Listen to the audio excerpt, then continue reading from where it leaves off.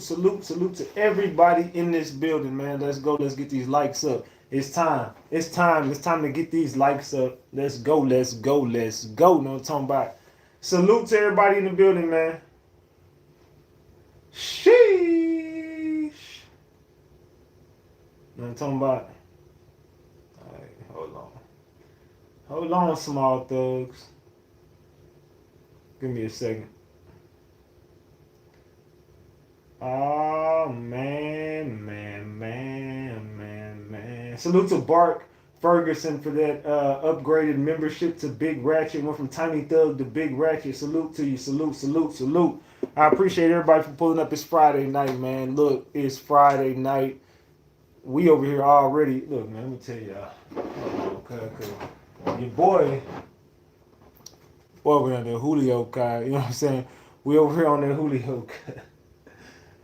Y'all know I'm back on we ain't covering the Julio case no more, so I'll be back on my damn favorite drink, man. You know what I'm saying? So salute to everybody in the building. Go ahead and pull up, you know what I'm saying? It's gonna be one of them shows, man. If you already are subscribed to the channel, salute to you. If you're not subscribed to the channel, make sure you go ahead and subscribe, man. It's time to go up, man. We got a lot, and what I mean a lot, we got a lot to discuss tonight, man. Your boy Big Ratchet back, you know what I'm saying? We always fly in the building, man. You know, hey, Big Ratchet love the ladies, and the ladies love Big Ratchet. Let's keep that a big buck. Where my ladies at? Salute to y'all. Happy Friday, y'all. Wake y'all I wake y'all ass up, because I'm gonna be real. We was on Discord and they've been drinking since 4 o'clock or something like that. I don't know what time they started drinking, but they asses is loose and drunk already. Wake y'all asses up. I don't want to hear none of that. Wake your ass up, Ratchet Gang.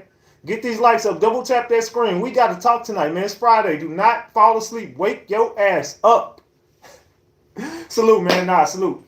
All right. I'm feeling cool. I took me 2. I'm cool right now. I took me 2. I'm feeling cool right now. We're going to get another one in before this show starts. And when I say we going up tonight, man, we about to go up. Cause I ain't going to lie to y'all. It's about to be a long show. We got so much content tonight. It's going to be one of them ones. I'm not going to lie to y'all, man. We finna be here for about 2.5, 3 hours tonight. And then after this live ends, we'll be watching Dead Presidents on Discord. So if you're in our Discord server, just go over to the Discord server as soon as this video ends, and we're going to be over there on Discord watching some movies tonight, chilling, playing music, drinking and shit. For the people who make it through this live. Can you make it through this live? I don't know. Some of y'all been acting real lightweightish. Go eat some fucking bread and crackers. Go get you a cracker sandwich. Get you 2 pieces of Mrs. Barrett's bread. Now, my favorite bread is actually Sara Lee honey wheat. Go get you 2 slices of Sara Lee honey wheat, put you some peanut butter on some crackers, and put the crackers in between the 2 pieces of bread, and go eat that shit and wake your ass up, because some of y'all can't take drinking. I don't know. Y'all can't drink with me. Go eat you a peanut butter cracker sandwich. You know what I'm talking about? Salute, man. Let's go. Get these likes up, man. Diddy has been hit with another lawsuit today. Has anybody? I asked y'all a question in the chat, so if y'all wouldn't mind voting on that poll. The poll says, have you heard about Diddy's latest lawsuit? 59% of voters right now say they have not heard about it, but they're here for it. 41% of voters say, yes, I got all the tea already. So, okay, so some people got the tea, some people don't have a clue what's going on. And just like 9 times out of 10, people in Ratchet Gang don't know about a lot of stuff until I report on it. So some people don't watch nothing. They just strictly just watching Big Ratchet. They don't watch nobody. They wait for me to come on. They're like, hey, Big Ratchet, I'm waiting on your drop. So some people don't know. So we're going to report on that. It's a Jane Doe. So the lady is anonymous. And this is, I ain't going to lie, listening to some of the details come from this, I'm looking, they are, as much as I know Diddy did a lot of the stuff, it's just seeming like now they're just getting people that are saying exactly what's in the paperwork. It's just kind of weird, man. Like, the allegations that's coming from the latest victims just sound a lot like they're just going with the flow. I'm not saying Diddy didn't do a lot of stuff. I'm just saying I think some of these people is just reaching and they ain't going to touch a lot. I don't know, man. I think there's a reason why Diddy wants to testify. Now it's kind of making sense. Hell, if I was in Diddy's situation, I would testify too. I ain't gonna lie. If I was in Diddy's situation and y'all trying to pin out it, nah, fuck that. I'm taking a stand. If I know, hey, bro, if y'all got me locked up on some shit and I know for a fact I'm finna clean this floor up, I'm finna get up there and expose everything. Fuck that. I don't know what y'all talking about. Let's get run that. Come on. Come on, run it. That's what I would just stand on 10 and tell, hey, judge, well, let's go. But it just seems like they're trying to like railroad him into to cop a plea. Now it's just seeming like now they really want Diddy to just go ahead and cop out. He said, "Hello, King, do your thing. You are the man." Salute to Belinda Scipio. I appreciate you for that 1 month membership. Tiny Thug, salute, salute, salute. Yeah, man, I don't know, man. We got 0 donations in. Who is going to be the first person to throw up a donation, man? We got 0 on the screen, man. But we got 200 likes. I ain't mad at that, but we should be past 300. Double tap that screen and get these likes up, y'all. Double tap that screen and get these likes up. Make sure y'all vote on that poll, too, man. Come on. I want to know who's heard about this latest lawsuit to see how we're going to cover this episode tonight.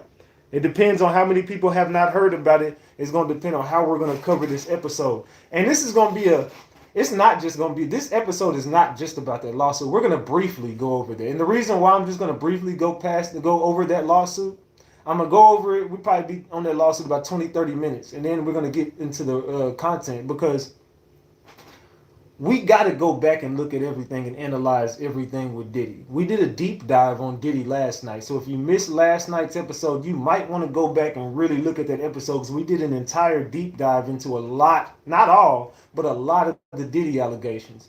Tonight, we're going to go over a lot more information about Diddy and we're going to connect every dot and show y'all what this is about. Now, mark my words, this has everything to do with Diageo. However you say that damn company's name. I just call him Diego. It could be Diego. I don't know what I call him Diego. So salute to, hold on, we got some donations up on the screen. Salute to Belinda Scipio for that 5-piece. I appreciate you, Belinda. Salute to Nurse Vaughn for that 20-piece McNugget. Says, hey, Papi. Salute to you, Nurse Vaughn. Salute to Susie C19. I appreciate that 5-piece. Says, salute. Salute. I appreciate you, Susie. Salute to NC Finest for that 10-piece McNugget. Salute, salute. Okay, there we go. Now we got $43 on the screen. I ain't mad at that. That's what we're supposed to do. We're supposed to have a honey bun already. All right, let's go, y'all. Double tap that screen. Let's go ahead and get these likes up. What we about to do in just a minute, we're about to get ready to go ahead and start this show. Like I said, it's going to be a lot of...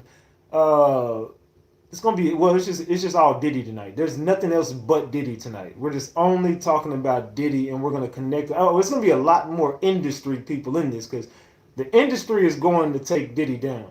But this has everything to do with Diego. That Diego deal that went bad, and I told y'all that Clive Davis, he had a lot of stake in that company. Clive Davis knows that Diddy tried to undermine him by exposing the people that he put Diddy on to. Clive Davis gave Diddy this deal. And if you notice, somebody very important has separated themselves from Diddy throughout this whole thing. Clive Davis acting like he don't even know who Diddy is. He's like, who Puffy?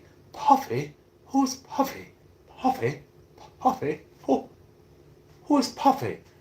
Man, you know exactly who the fuck Puffy is. Let's be real. You know, you didn't let Puffy in your cheeks before.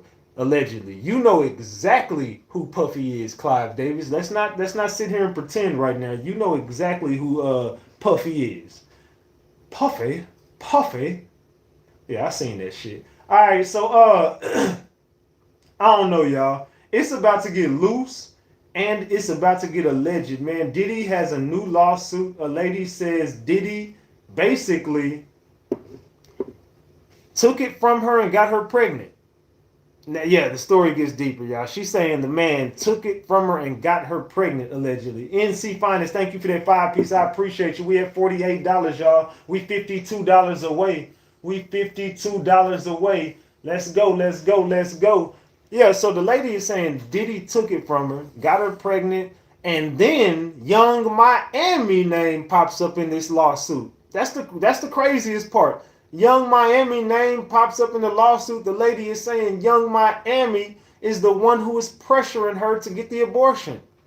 She's saying Carisha. She got Carisha full name in this paperwork saying Carisha is the one who hit me up and she was stalking me. She was harassing me. She was telling me to get the abortion. Carisha, please. Oh man, now Carisha name then popped up in paperwork. Didn't I tell y'all they had Carisha? Salute to Angie for that 5-piece. I appreciate you. Salute, salute, salute. Yeah, they got Carisha now, y'all. They got Carisha. Carisha is about to testify. Carisha don't have a choice. They are finna lock Carisha ass up if she don't testify. Let's keep it a buck. They about to lock her ass up.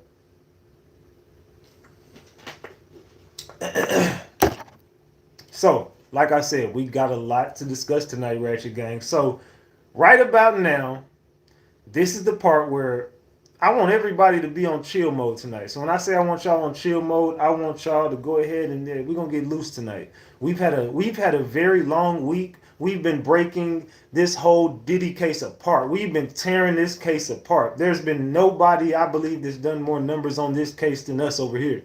We have been to me the number one source for this Diddy information. Because we, in the beginning, months ago, we called all this stuff that's happening now. So a lot of the stuff you're looking at, we already had it on this platform long time ago. So this is what I want y'all to do tonight, man. I want everybody in the building to go ahead and pour up a shot. And everybody comment in the chat what y'all drinking tonight. I want everybody to go ahead and pour up a shot with me, man. We're going to have fun tonight. Like I said, tonight is a celebration of...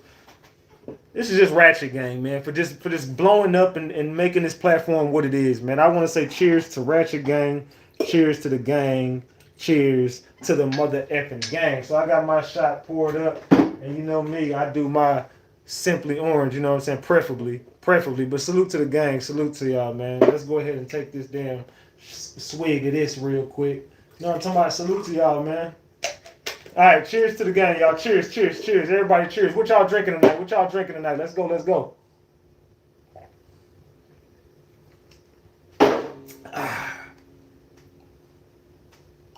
Okay, there we go. What y'all drinking tonight? All right, salute to Fox Street for that 50-piece McNugget. Thank you, Fox Street. Y'all ready to start this show? All right, now, we've already took the shot. Now go ahead and spark your CBD up. We about to jam this music and get this live situated, man. We gonna be here for about 2.5 hours tonight. I ain't gonna lie to y'all. We gonna be here for about 2.5 hours tonight, maybe 3 hours. It's probably gonna be a 3-hour live. So if y'all gonna be here hanging out with me for 3 hours, get the likes up right now. Get the likes up right now. We going in on this Diddy content in 2 minutes. Let's go. Let's go. Let's go. Let's go. Spark up. Pipe up. These niggas ain't gon' do nothing. I ain't never need none of y'all nothing. Big Ratchet gon' push them buttons. Pipe up. Pipe up. Keep talking, you gon' get piped up. Your bitch tryna get piped up. Snotty nose, he gon' get wiped up. Pipe up. Pipe up. Never did none of y'all nothing. Big Ratchet gon' push them buttons. Pipe up, pipe up. Keep talking, you gon' get piped up. Your bitch tryna get piped up. Snotty nose, he gon' get wiped up. Pipe up, pipe up. I'm talking about all these niggas. I'm calling out all these niggas. Ain't no Debo, don't stall these niggas. Pipe up, pipe up. Pipe down when you call my phone. Don't hit me up about no bitch. Gave her dick, now she won't get gone. Pipe up, pipe up. Who the fuck won't roll with a demon? You ain't got enough money, my nigga. Treat this shit like cars I'm leasing. Pipe up, pipe up. The mic look like I'm worried by the thread. When I'm strapped like COD. And you know I got them all on deck. Pipe up, pipe up. Big money when I push that button. Damn, why they all mad at me? Big Ratchet gon' push them buttons. Pipe up, pipe up. Now y'all really just need to pipe down. If this what you really want, my nigga, I can make one call right now. Pipe up, pipe up. Yo, bitch tryna hop on dick. And you know I let it wet, my nigga. Better go ahead and mock that shit. Pipe up, pipe up. Keep talking, you gon' get piped up. Yo, bitch tryna get piped up. Snotty nose, he gon' get wiped up. Pipe up, pipe up. These niggas ain't gon' do nothing. I ain't never need none of y'all nothing. Big Ratchet gon' push them buttons. Pipe up, pipe up. Keep talking, you gon'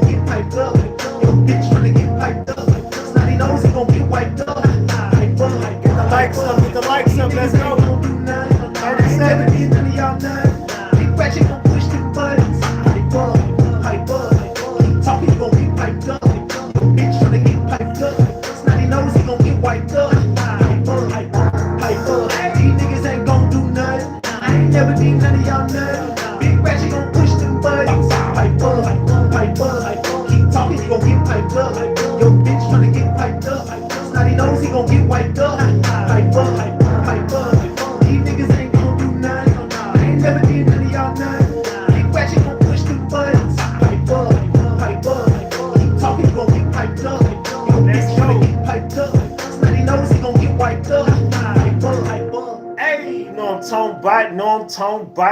tone bite. We back, Ratchet Gang. We back with another one. We back with another banger. Let's get the likes up. Look, you might have forgot. Hell, they might have forgot. But you already know it's the king.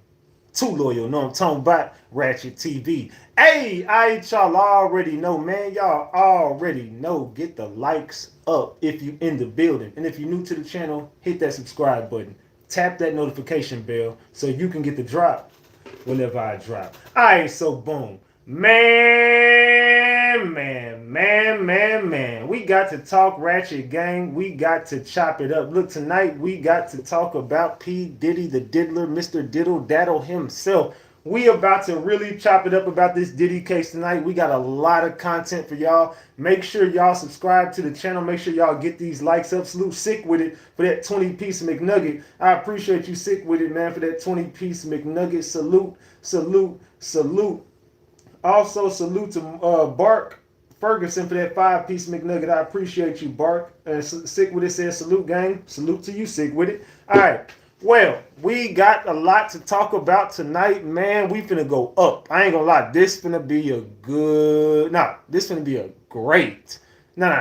This finna be immaculate, impeccable. This is finna be flawless. This is finna be a display tonight. We gonna display... We're gonna have a display of Diddy. We're gonna expose the hell out of everybody involved in this case.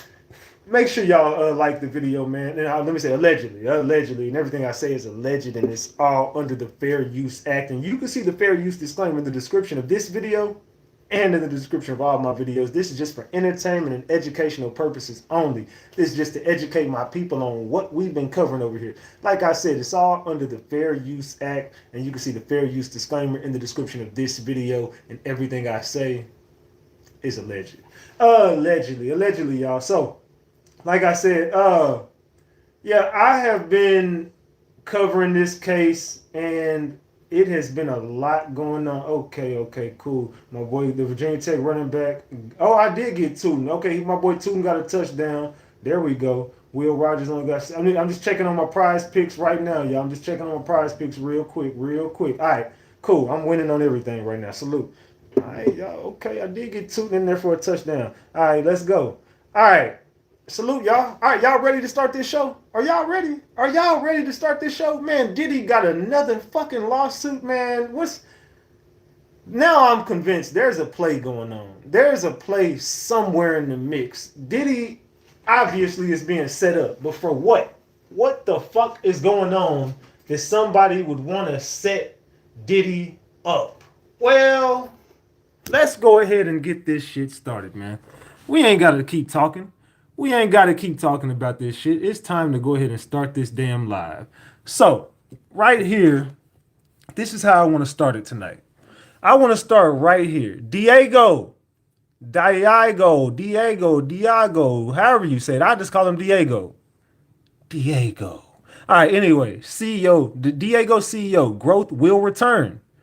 The CEO of Diageo, Deborah Crew, has told investors of the company investors the company remains confident in a return to growth despite the challenging global environment. Now, we're like, why the fuck are you showing us Diego saying they got to? Because they just got through bodying Diddy. They just bodied their competition. These fools just got done bodying Diddy. They just got rid of Diddy.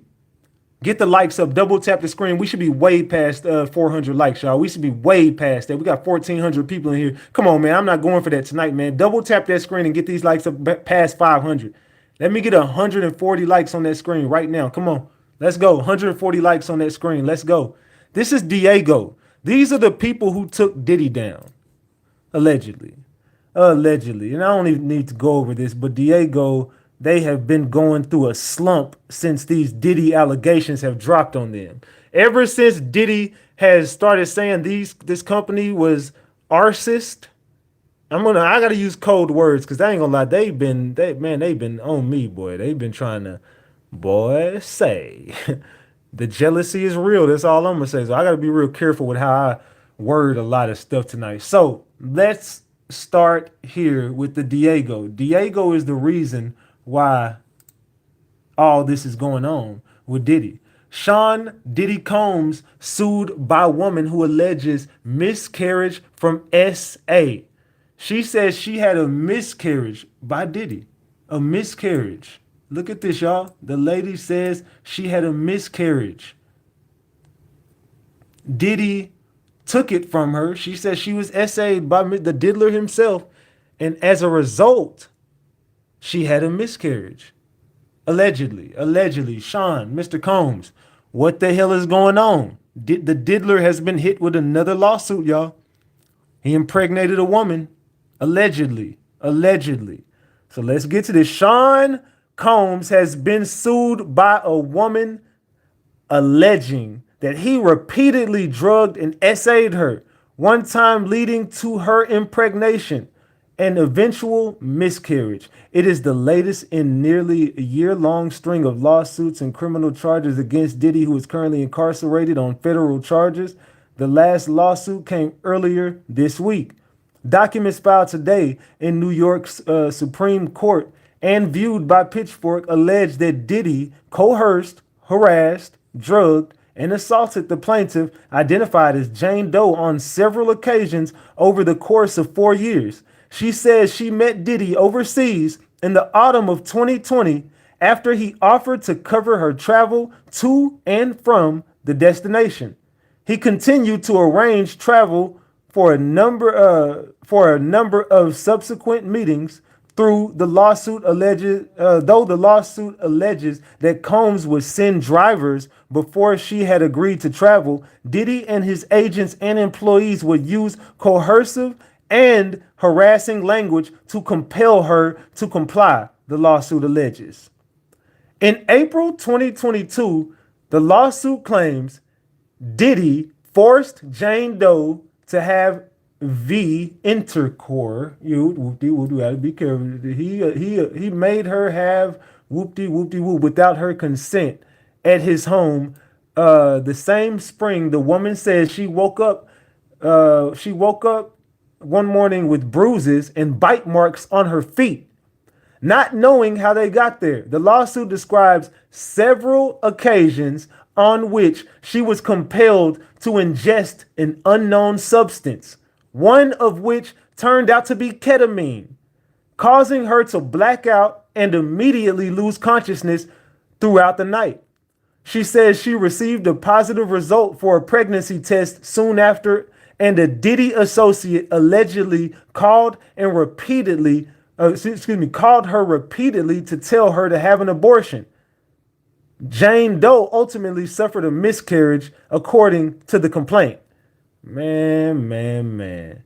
Jane Doe says she did not speak with Diddy or his team for approximately 3 months after the alleged miscarriage, but she resumed communication with him in late 2022, at which point he began compelling her to travel with him and to him and harassing her through calls, text, and third parties until she complied. At every visit, Diddy would make her perform a show for him and would ply her with alcohol and substances until she passed out. She would wake up with bruising and injuries, but no recollection of how she sustained her injuries. The lawsuit contends this continued until July of 2024.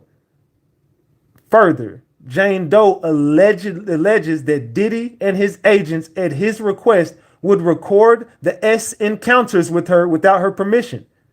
Jane Doe is suing Diddy for S assault, S harassment, assault, S battery, negligent and intentional infliction uh, of emotional distress, a violation of New York's Victims Gender Motivated Violence Protection Act. More, she explains that she is suing Diddy under the whatever because the musician has caused her fear of her safety. Jane Doe, being represented by attorneys Joseph whatever and Mary Napoli, however you say that.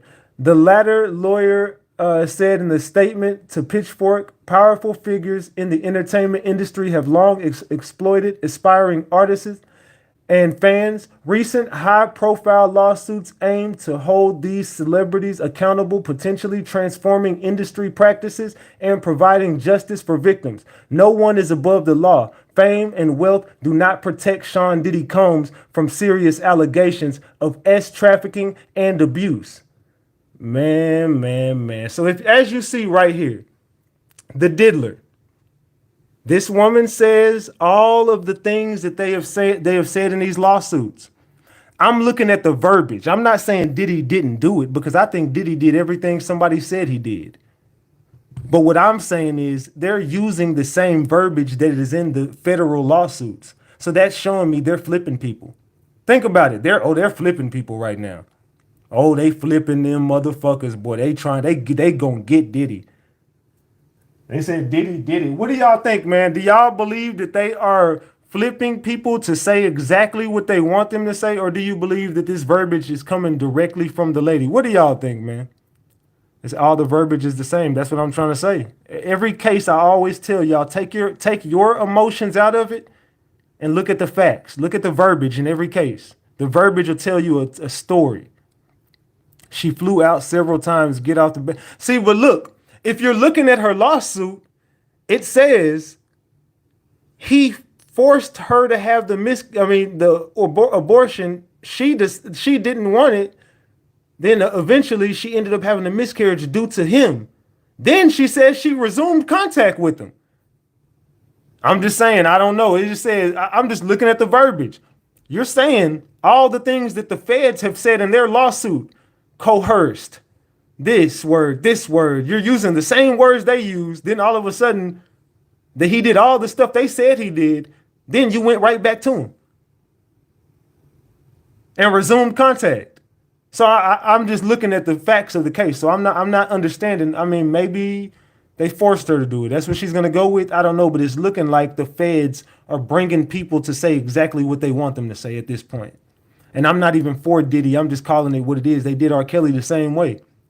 They railroaded R. Kelly the same way. Salute Kimberly McLean for that 5-piece. I appreciate you. Salute. Tell me if I'm wrong right here, y'all. Just tell me if I'm wrong. Just tell me if I'm making something up here. Diddy, a new Diddy lawsuit. He drugged and essayed me, and I got pregnant. This is coming from TMZ. It says Diddy is facing a new lawsuit filed by a woman claiming the rap mogul drugged and essayed her and continued to menace and intimidate her. New documents filed Friday obtained by TMZ said Jane Doe said the Badboy Records founder repeatedly assaulted her over a 4-year period and says one of the encounters even resulted in her getting pregnant, but she ended up suffering a miscarriage. The anonymous woman, represented by attorney Joseph Ciascio, claims she first met Diddy overseas in the fall of 2020, and she was invited to join the rapper on an all-expenses-paid trip. The woman says she saw Diddy regularly between 2021 and 2022, with the rapper and his team arranging for her to meet up with him at his homes in Los Angeles. See, the same thing, the feds, they raided Los Angeles, they raided New York, and they raided Miami. So it's just kind of crazy that she ends up at the same places that they was raiding, right? I'm not saying this ain't true. I'm just saying I'm watching how y'all playing this motherfucking game, bro. And I'm for justice, but I'm also for the truth. And I believe that a lot of this shit about Diddy is true, but a lot of this shit y'all just creating. And that's what I'm gonna be real. I think y'all are creating evidence on Diddy. And I'm not for Diddy at all. I think he's getting what he deserves. But I also believe that the feds are starting to use tactics like the feds. The police are crooked. Let's just keep it a buck. What do y'all think, y'all? Let me know if I'm reaching or if y'all think I'm on point right now before I continue. Let me know if I'm reaching or if I'm on point. Drop the gems if I'm reaching. Drop the drop the gems if I'm on point. Drop the caps if I'm reaching. Drop the gems if I'm on point. Drop the caps if I'm reaching. Let me know in the chat right now how y'all feeling before we continue. I think they setting them up, man. I think they setting Diddy up with the okie doke. See, because they raided these homes and all of a sudden they arranged meetings at these homes in Los Angeles, New York, and Miami, and other various locations. Why you didn't name the other various locations? You naming these because you raided them and you want this a part of your lawsuit with her. So it connects the dots. So you're not going to mention it. Where else did he take her? However, she claims she did not travel at her own. She's claiming that Diddy and his staff would use coercive, this is the same language they're using, coercive and harassing language to make her agree. Look at it. This is the stuff that she's saying in her lawsuit. This is the same stuff that the police said in theirs. She says drivers would show up to her home to take her to Diddy, which left her feeling like she didn't have a choice in the matter. The woman alleges Diddy also used spiked alcoholic beverages. Same thing they said in interviews. I'm not saying that he didn't do any of these things. All I'm saying is they're using the same verbiage that everybody else uses. Spiked alcohol beverages as a way to force her to do his bidding, saying Diddy forced her to have SI in April. She's claiming she sustained physical injuries from her encounters with Diddy, including one during the spring of 2022. When she visited, she says she left with purple bruises and a bite mark on her feet. She says she does not remember how she got the injuries. The woman also accuses Diddy of forcing her to take Keta, whoop-de-whoop, and other drugs in July of 2022, which resulted in her blacking out. It was after the alleged incident she says she got pregnant. According to the suit, Diddy's associates called her repeatedly, harassing her to get an abortion, but says she ultimately suffered a miscarriage. And it says she tried to get space from Diddy after the miscarriage, but he would allegedly harass her with calls and texts until she agreed to see him, which she claims continued until July of 2024. The woman says she feared for her safety during the time, having witnessed Diddy slap and abuse women. She also alleges she found some way to track her location and monitor her conversations. And it says the woman says she suffered trauma, financial injury, and physical injury, and is seeking unspecified amount of damages. We've reached out to Diddy's rep for comment. So far, no word back. Man. And a law firm repping more than 50 alleged victims. These victims are coming by the boatload at this point. There are so many victims coming forward with information on Diddy. Look at this. This law firm is representing more than 50 alleged victims. More than 50 alleged victims right now. Man. Sheesh. I don't know, y'all. What y'all think? They say he done. Let's see. A Houston-based law firm is representing more than 50 alleged victims who said they have faced SA and abuse from Diddy and his associates, and they're predicting the group will keep growing as the case progresses. Attorney Tony Busby made some serious allegations on his firm's IG, saying the group of men and women who came forward have gut-wrenching stories about what went down at Diddy's alleged freak-off parties. Y'all see this? They finna get Diddy, boy. They finna get Diddy, boy.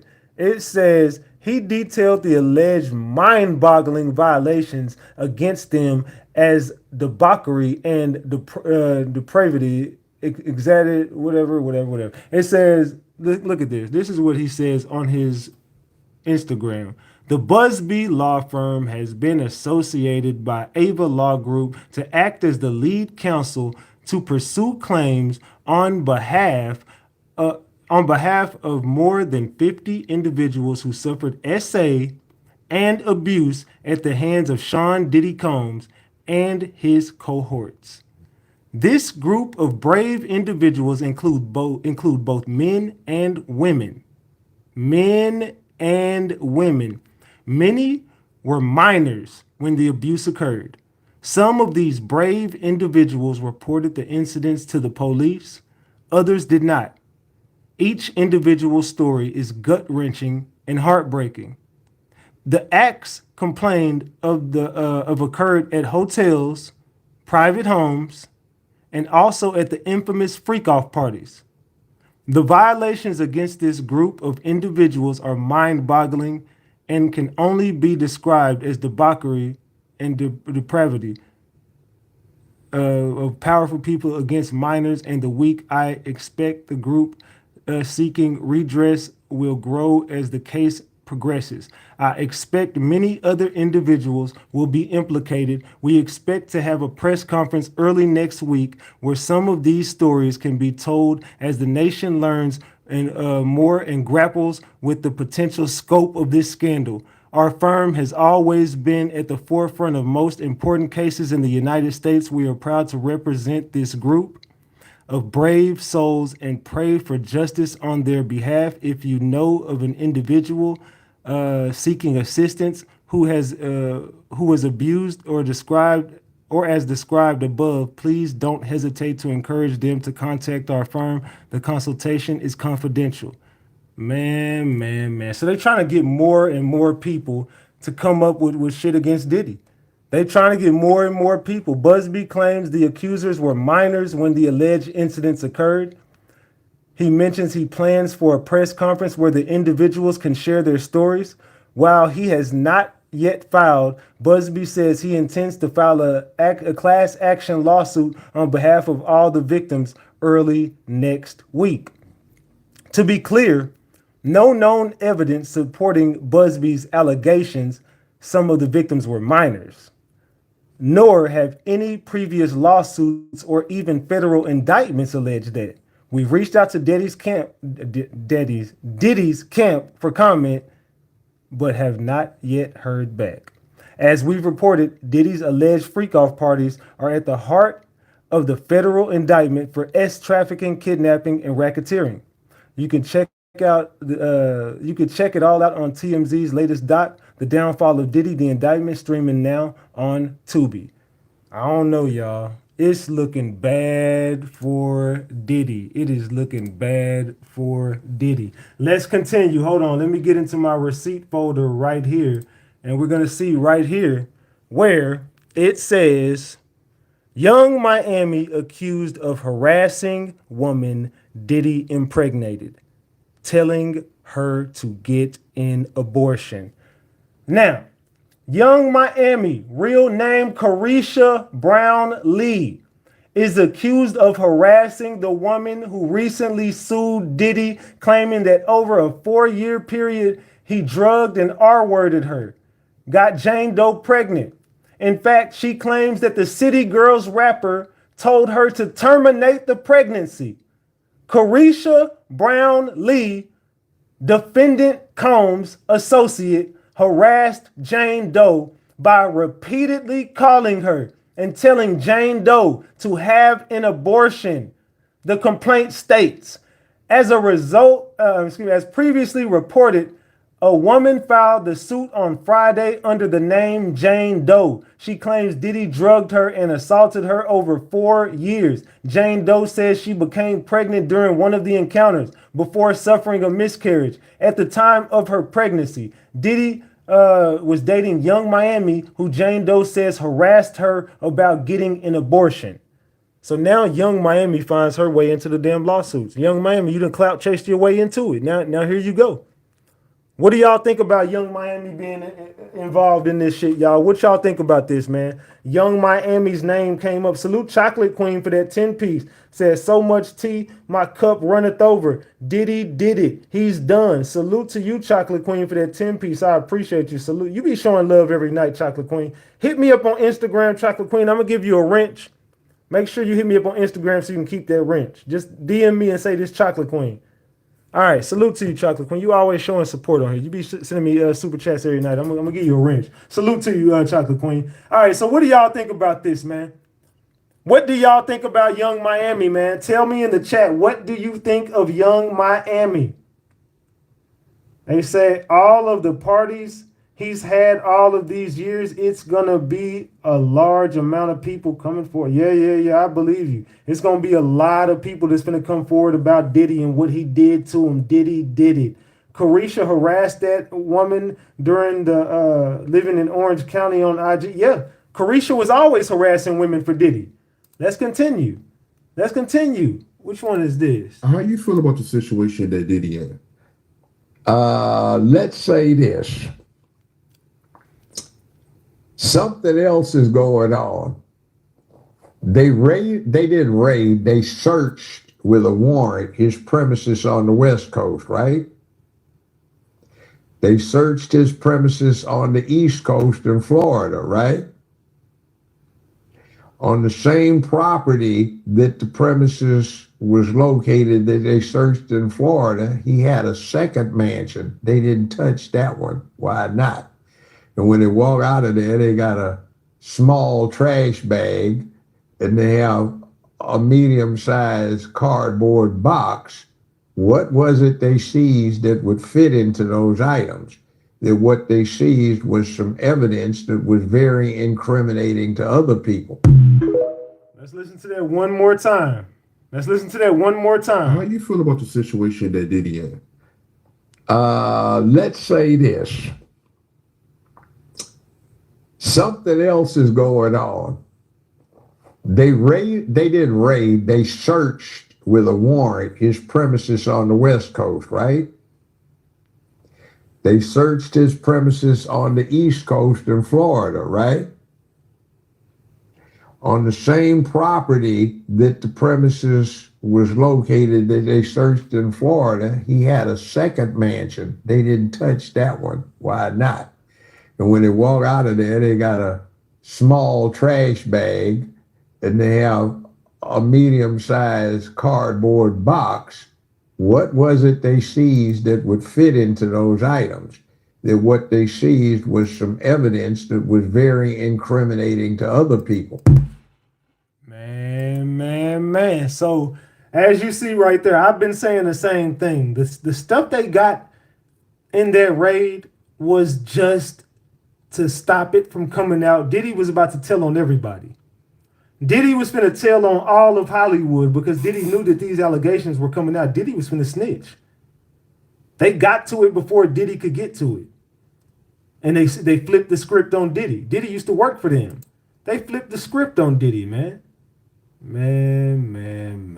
So as we continue here, let's listen to this. It's just not. They saying Kanye West reveals how LeBron James slept with Diddy for $100 million and sold his soul. What the hell is going on, y'all? Do y'all believe that? Does anybody believe that? Diddy and LeBron? Does anybody believe that Diddy and LeBron? Salute to Ranger for that 10 piece says how supposed defendants become victims. Sad world. We want the big fishes. That's true. We always want the big fish, right? It says, how would y'all feel about this? To be honest, I'm not surprised. Let me know how y'all feel about this, man. How do y'all feel about this? How do y'all feel about LeBron allegedly with the diddler? Do y'all believe that's true? Drop the gems if you think it's true. Drop the caps if you think that's a reach. Let me know in the chat. Let's continue. World is distracted with Mr. P. Diddy's indictment. I was wondering why all of this attention was put on this specific case. And why would the media and the world cause everyone to look this way while there was something huge going on that way? And I found out what it is. During this same day that all this, everyone's reporting on the diddler, did you know that 23andMe, every single director and CEO in this company has resigned? Now, why would the CEO and the directors of his company resign at a time like this? Well, 2024 is the year of disclosure. And when you tell a certain group of people that they are from a certain place, and that information could possibly not be valid, but the only way you validate it is through a company like this, stuff is getting ready to hit the fan. And I think you know what that is. This is crazy. Diddy is a distraction. Pay attention to this. I'm out. Man. Every single member of the board just resigned from the DNA tester 23andMe. Double tap that screen. How are we just at 500 likes? Man, I'm giving y'all gems 45 minutes in.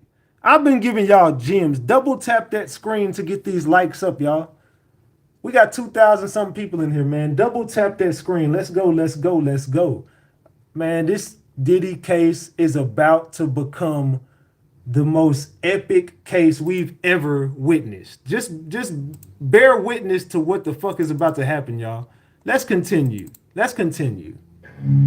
So, Cheers to that. for that. So I wanna. All right. So now, let's get into this Diageo situation, right? Let's get into this Diageo. That's what it's called, Diageo. So let's talk about this Diageo. This is what started it all, y'all. Y'all want to cover the Diddy case? You got to go from the beginning. You got to go all the way back to the beginning. So I want to talk about the relationship with Diageo. So this lawsuit that you brought against them, right? People might not know, but I think Pharrell was the actual first one to sue Diageo. And what happened with Pharrell? What Drake say, come get his legacy out of my house. Hold on, man. This is all starting to make sense. This hip hop game is all starting to make sense to me. I don't know about y'all, but this Diddy case is opening up my eyes to the entire industry. If you feel the same way I feel, double tap that screen and get these likes up. Let's go. And it was for unfair treatment. So you had a historic relationship with them 15 years, going back to Ciroc, DeLeon. I never even heard of Ciroc until you started doing the commercials, blew it out the water. Then you had DeLeon. Now, this is the reason why Diddy went down. This is the reason right here.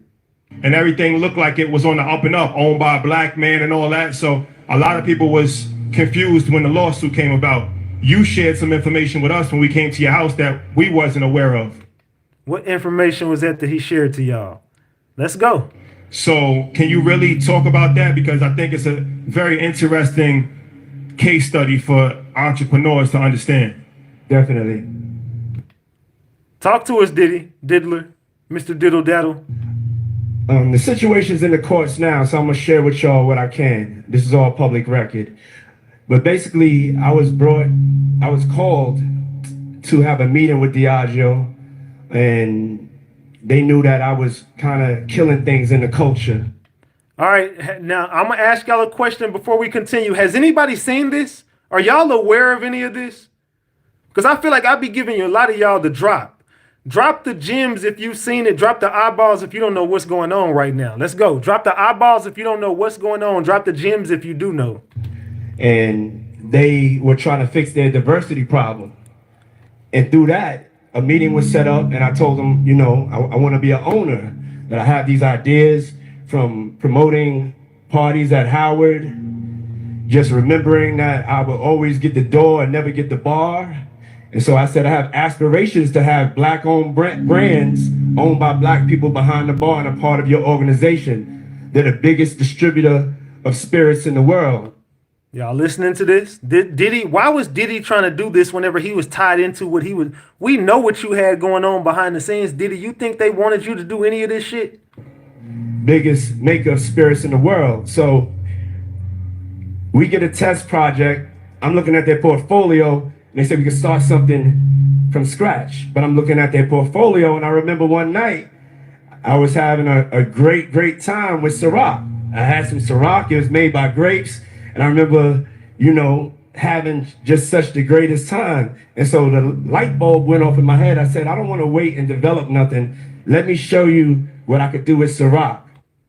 Diddy, you crossed enemy lines doing what you was doing. Let's continue to listen. Double tap that screen to get the likes up. Let me show you how I could turn your revenue around. They were losing $40 million a year. and I went and turned it around and took it to 2.6 million cases from 40,000 cases.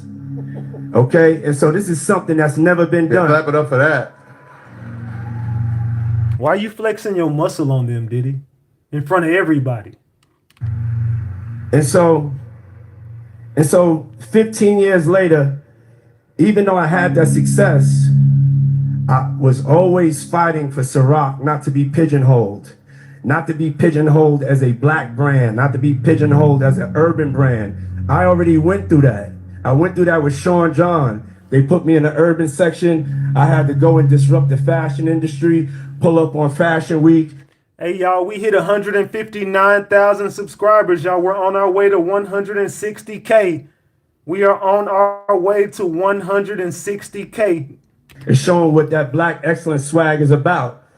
And that's what we did with Sean John. And so with Ciroc, it was the same thing, get into the spirits industry. No matter what industry I went into, I always came up against this ceiling that they just wanted to keep me in the colored section. I would say for businesses, you have white-only business, just like you have white-only bathrooms back in the days, and you have black-only business. And so my fight is to always make sure that we could just do business.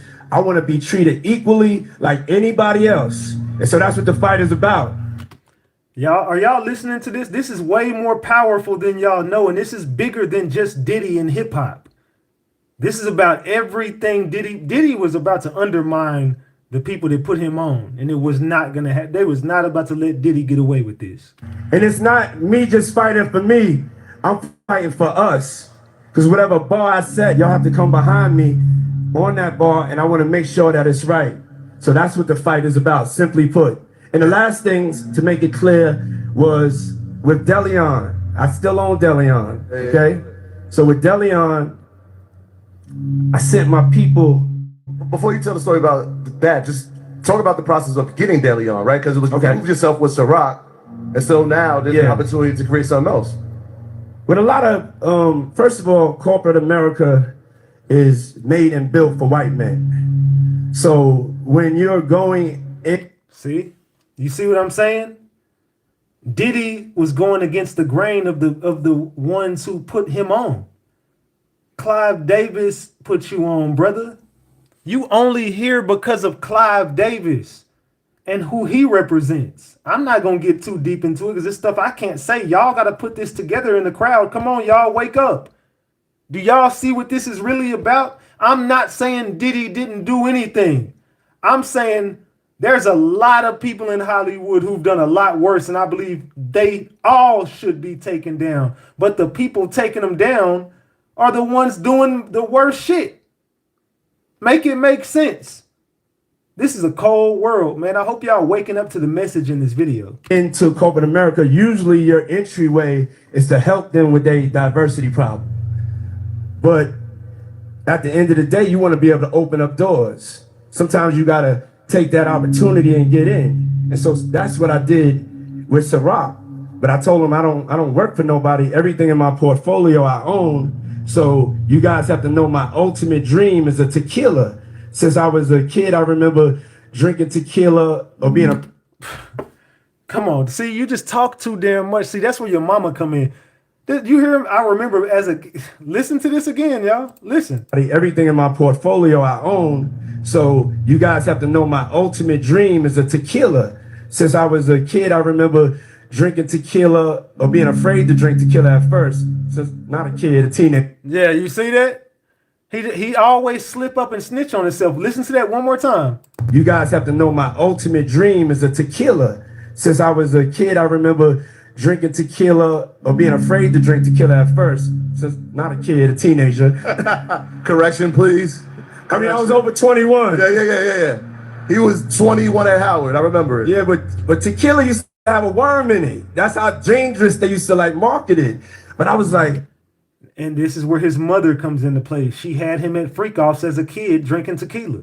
He just told. I really love tequila. This is before the whole tequila craze. So it's like you make a deal. You make a deal like, I'm going to advance this for you so that we can be good partners and you can give me what I want, which is my opportunity For me to own my brand and to be able to build generational wealth for my kids and my people. So you want to shut them out the door when they put you on and made you the face of their company so they could make you more marketable and you can market them and everybody eats. But you decided to say, fuck them and throw them under the bus in front of the whole world and thinking you could walk away scotch-free starting your own black-owned company and doing all this stuff. Come on, dog. And I just need the same 24 hours as y'all giving everybody else in your portfolio. And I couldn't get that. I had to send my people down to Mexico. And this is just to tell you what the fight is about. They went down to Mexico, and when they got down there, they found out that there was 0 agave planted for Deleon. So there was no plan for us to be successful. There was no equal treatment. Y'all see, he is exposing what they did to him. Why are you telling everybody their business? The other brands, they had agave planted. They had no agave planted for me. And sometimes you have to go check even your partners to see what's really going on. And so when I saw that, I was like, nah, I'm going to fight because it's bigger than me. It's about not just me, it's about we, it's about all of us. So I chose my purpose over profit.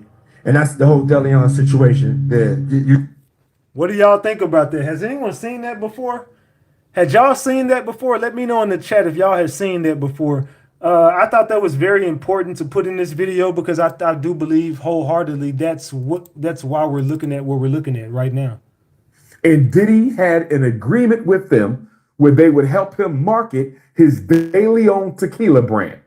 And Diddy took issue with Diageo because they had described the De Leon tequila liquor, Puffy's brand, they described it to their customer base as if it was an inner city, urban, quote unquote, ghetto, hip hop type of liquor. And Puffy took issue with that because he said, I'm a global icon.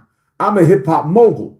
Don't limit my product just to black people. And by doing that, you're dissuading white people and non-blacks from buying my liquor. You're cutting my sales low, and I think you're doing it on purpose because you don't want De Leon tequila to outsell all your other European controlled brands. So Puffy accused Diageo of racial discrimination in advertising and marketing. Diageo got upset with Puff, British-based company. They said, you done already made $1 billion off of us. How dare you sue us and try to make a few more billion off of us? Diageo and Puff settled out of court in January 2024. Puffy's homes are raided in March. There's no way you're going to convince me that a company that powerful, Diageo operates in 180 of 194 countries in the world.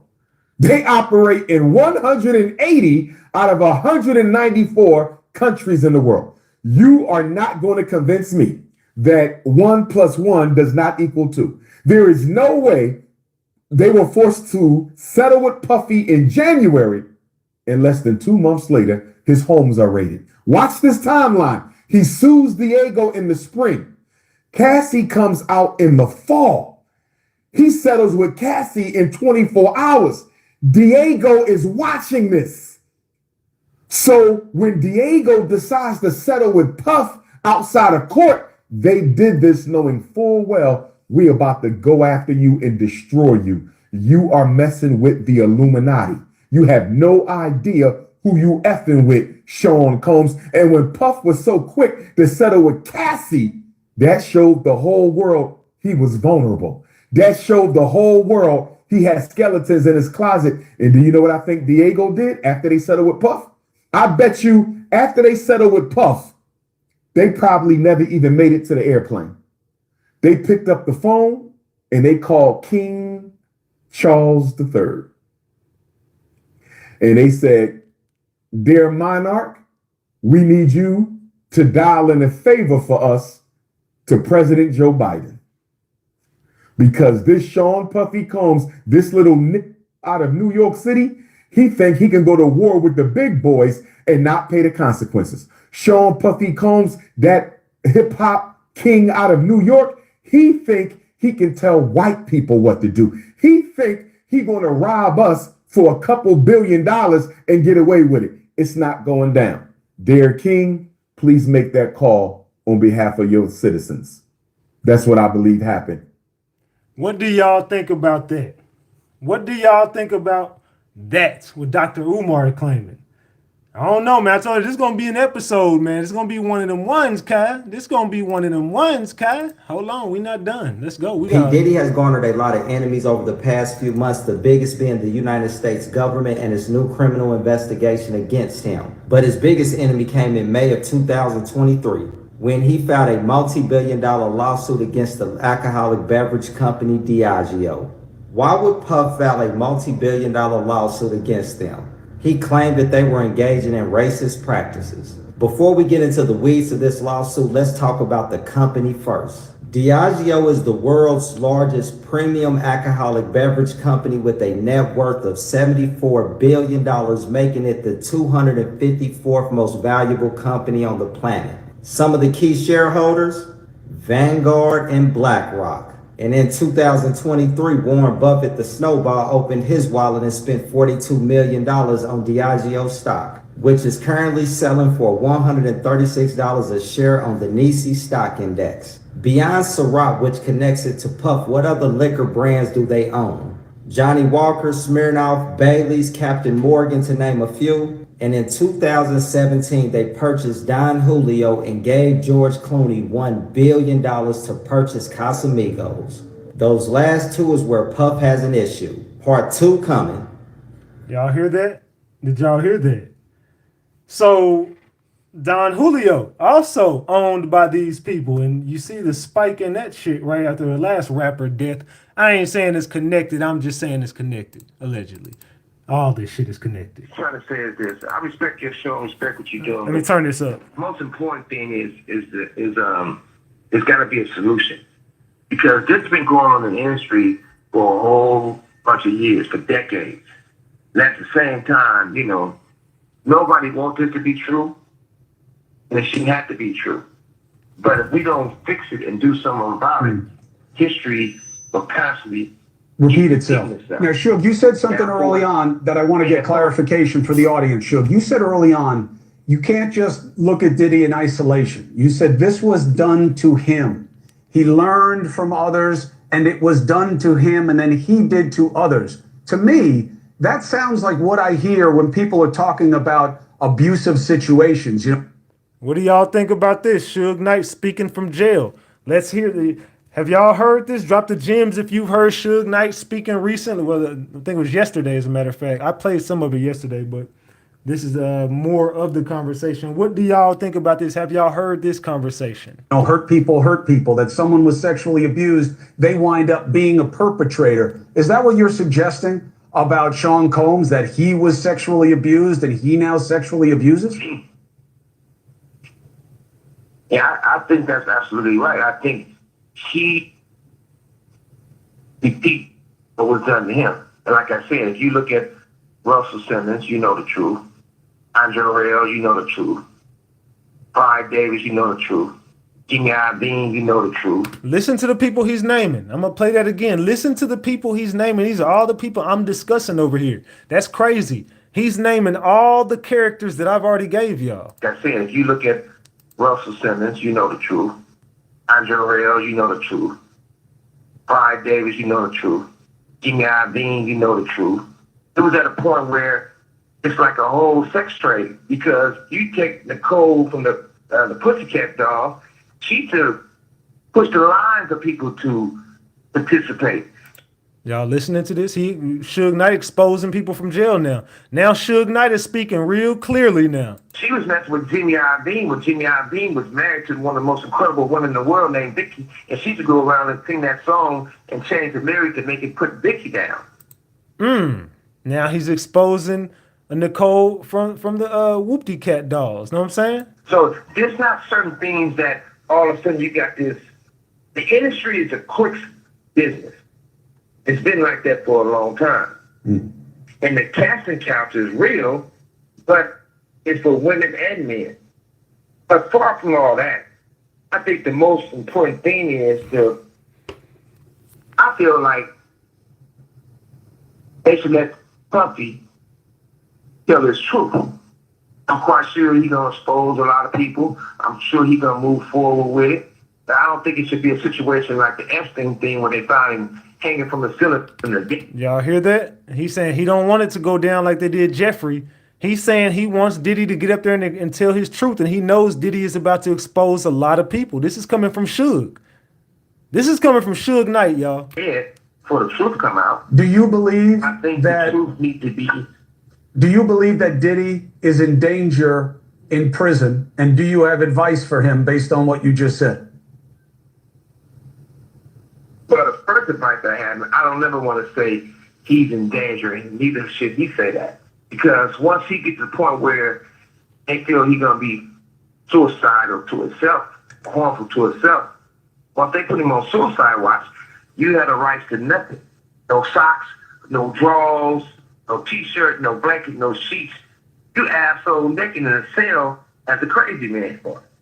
Prison and jail is a negative environment. If somebody can do something to them and get a name for themselves, they're going to actually do it. Or they can do whatever they feel they got to do to prove themselves. But we also got to learn. We got to learn from our mistakes. Anything don't have to be a mistake. You got to better yourself. But we all know what we signed up for in life. So if I signed up to be a football player, I knew I'm going to get hit and I'm going to hurt some motherfuckers too. So I signed up to be in the music business and the entertainment business. If you factor right to being a black man, there's certain things you got to look at for the challenges. If they can't take the money from you, they take you from the money by putting you in prison. That's a fact. In Puffy's situation, he should go and get his time out the way. Not no life sentence. If he can get lesser time, he should jump on it because he had a great run. I'm in prison right now. I had a great run. So I don't go mad. I don't wake up mad. I've been locked up for 10 years, and I ain't had a bad day yet. And it's a lot of things we can do to help each other, and it's never too late for help. Stop. He giving advice to P. Diddy now. It sounded like he's burying the hatchet with Diddy for some reason. It's like he knows something. Maybe I'm reaching right now, but it's sounding like Suge Knight might know something. That's us to have a voice. Let's use our voice. I had told Puffy a while back. I told T.D. Jakes a while back. He just brought up T.D. Jakes. Now he's bringing up T.D. Jakes. What'd you tell Puffy and T.D.? Kid, come on, collect calls. We can politic. Because one thing for certain, one thing for sure, he does not gonna walk away with one scratch on it. Do you think? Like that. Do you think that Diddy? He can do so. Do you think Diddy knows enough that it's a very delicate balance that maybe investigators will want to know these other names and greatly reduce his exposure to criminality, to time, versus what people would do to keep him quiet? Number one, I've been knowing him a long time, and we was friends. We're not enemies, but we were friends. He's not a dummy, so he's smart enough to work his magic. On top of that, this man right here, he been involved with the FBI and most of his career. He got powerful people. One of his partners who started his company with drug money, President Obama, got him out of prison. Now he's snitching on Obama. Y'all just hear what he just said? Most of his career. He got powerful people. On top of that, this man right here, he been involved with the FBI and most of his career. He got powerful people. One of his partners who started his company with drug money, President Obama, got him out of prison. So it's not like he don't have no moves. So I don't think nobody should just count him out. I don't think he gonna lay down and let's crawl in the corner and die. He probably going through a lot of shit right now because he probably going through a lot of withdrawals for the drugs. But the industry got him on drugs. My artist, one of the worst mistakes I could have made was protecting my artist is doing a deal at Interscope. When my artist used to pull up in Valet, the Murdoch building, they get out, they smell like weed. When they clothes smell like weed. When they made it to any office, it would smell like weed. Those guys, for my artists, they introduced cocaine to my artists. So once they got on cocaine, once they got on drugs, once they got on alcohol, and that's when the weird stuff happened. And I think that's what took Puffy down that lane. Then you got to remember, Clyde Davis, Russell Simmons, Andre Arell. Simon, come Better on. believe it. Alcohol, drugs. He compromised his manhood. Because he was taught that. He got Usher as a kid. They never recorded no songs, but alcohol, drugs, sex. Justin Bieber. And see, they do these. He just snitched and told that he got Usher when he was a kid and introduced him to drugs, alcohol, and SE whoop-de-whoop, and he got Justin Bieber. He just told us that Diddy got Justin Bieber and Usher. Everything we've said on this channel, Suge Knight then got up there and said that shit during this brief moment. Things to take control. They're not doing, there's nothing wrong with being gay. If you choose to be gay, that's your preference. But they doing this to people for control. It's a power situation. Suge, And they've been having the power of the, yes. I appreciate your perspective. Yeah, y'all see that? As soon as he said that, he didn't want to talk no more. As soon as he started exposing the agenda, he don't want to talk. The interview's over now. No, we don't want to talk no more, man. No, I appreciate you for pulling up. He was dropping nothing but gems, and you want to say, nah, man, I appreciate you for pulling up, dog. It's been real. I appreciate you. Have a good night. Have a good night, Suge. Yeah, you don't want to talk no more. You don't want to talk about that real shit, do you? P. Diddy was a frequent customer at a luxury hotel in New York City that my ex-boyfriend was a property manager of, and there are some crazy secrets. And if you guys think that the P. Diddy stuff is bad, just brace yourself, because he is not the only high-profile client that was a regular. First of all, this hotel is one of the most expensive and luxurious hotels in Manhattan, and no, not all of the employees knew what was going on. It was a select group of employees that had to sign an NDA. Clients would book not just an entire room or suite, but an entire floor. They were asking for lotions, they were asking for toys, they were asking for certain types of service people, all different kinds. And P. Diddy was not the only person requesting entire floors of this hotel to be booked out for these parties. My ex told me that a lot of these people he did not recognize because they were just like businessmen who like to keep a low profile, but once in a while he would recognize a celebrity or a celebrity couple. And these parties would go on for days. And unfortunately, because my ex-boyfriend was the property manager, he was in charge of the cleanup of these parties. And let me tell you guys, the cleanup was not easy. In some cases, he told me that as soon as he would walk into some of the rooms, he would be met with the strong and pungent odor of man milk and derriere sweat. And that there would be thick layers of certain substances coating the walls, the beds, the furniture, everything. And that oftentimes cleanup would take several days and thousands of dollars. So the next time you're thinking about dishing out some serious money to stay at a 5-star luxury hotel, maybe you should reconsider and stay at a Best Western. But let me know what you guys think, but let me just tell you, people in the luxury hotel industry have known about Diddy and have known about these celebrities for a very long time. What y'all think about that? I believe it. I think all these celebrities into some freaky stuff. And I think the industry... Here is a new blind item. The industry kind of puts them up to this shit. Now let's look at this blind item. That is allegedly about Leonardo DiCaprio and what he once did to attend a Diddy party, and the fact that he is allegedly lying about the last time that he was in contact with Diddy. This A-plus list mostly movie actor once delayed the start of a movie by a week just so he could party with the producer / wannabe rapper, and he just lied about the last time he saw the guy too. And again, this is allegedly Leonardo DiCaprio and Sean Diddy Combs. And the related headline reads, Leonardo DiCaprio breaks silence on hanging out with Sean Diddy Combs as picture emerges of him at notorious white party. Source close to the Hollywood actor, 49, said he hasn't had anything to do with Diddy for years. Combs, 54, was arrested last week and indicted in the Southern District of New York on charges of racketeering, trafficking, and trafficking to engage in prostitution. The rapper is also accused of forcing women into elaborate and produced X performances described as freak-offs. Man. Man. Leonardo DiCaprio, you're not innocent either, brother. Your name is coming We up got to too. talk about this egg test. In fact, we got to talk about everything that Suge Knight dropped about Diddy here.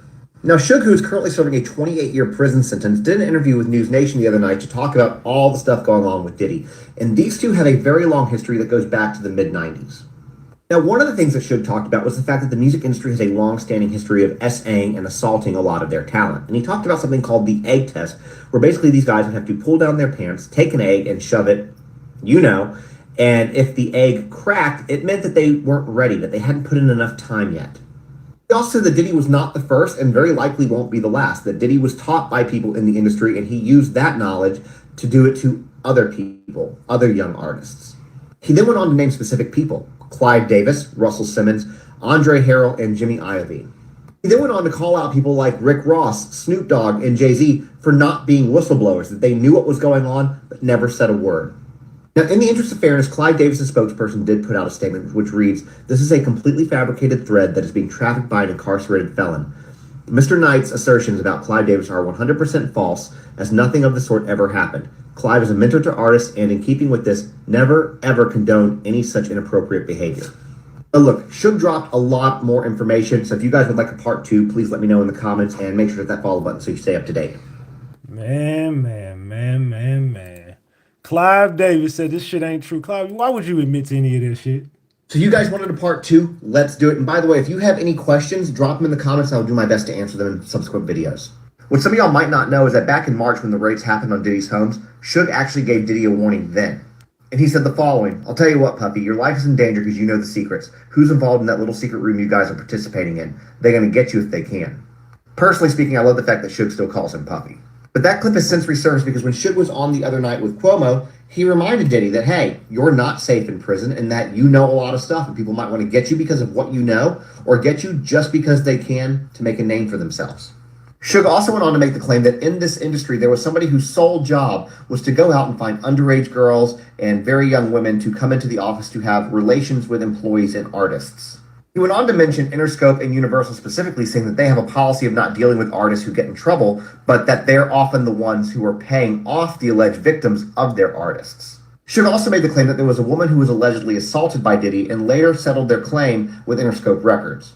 According to him, he says that the company put her on the payroll as a means of repayment and believing that she had to pay her taxes.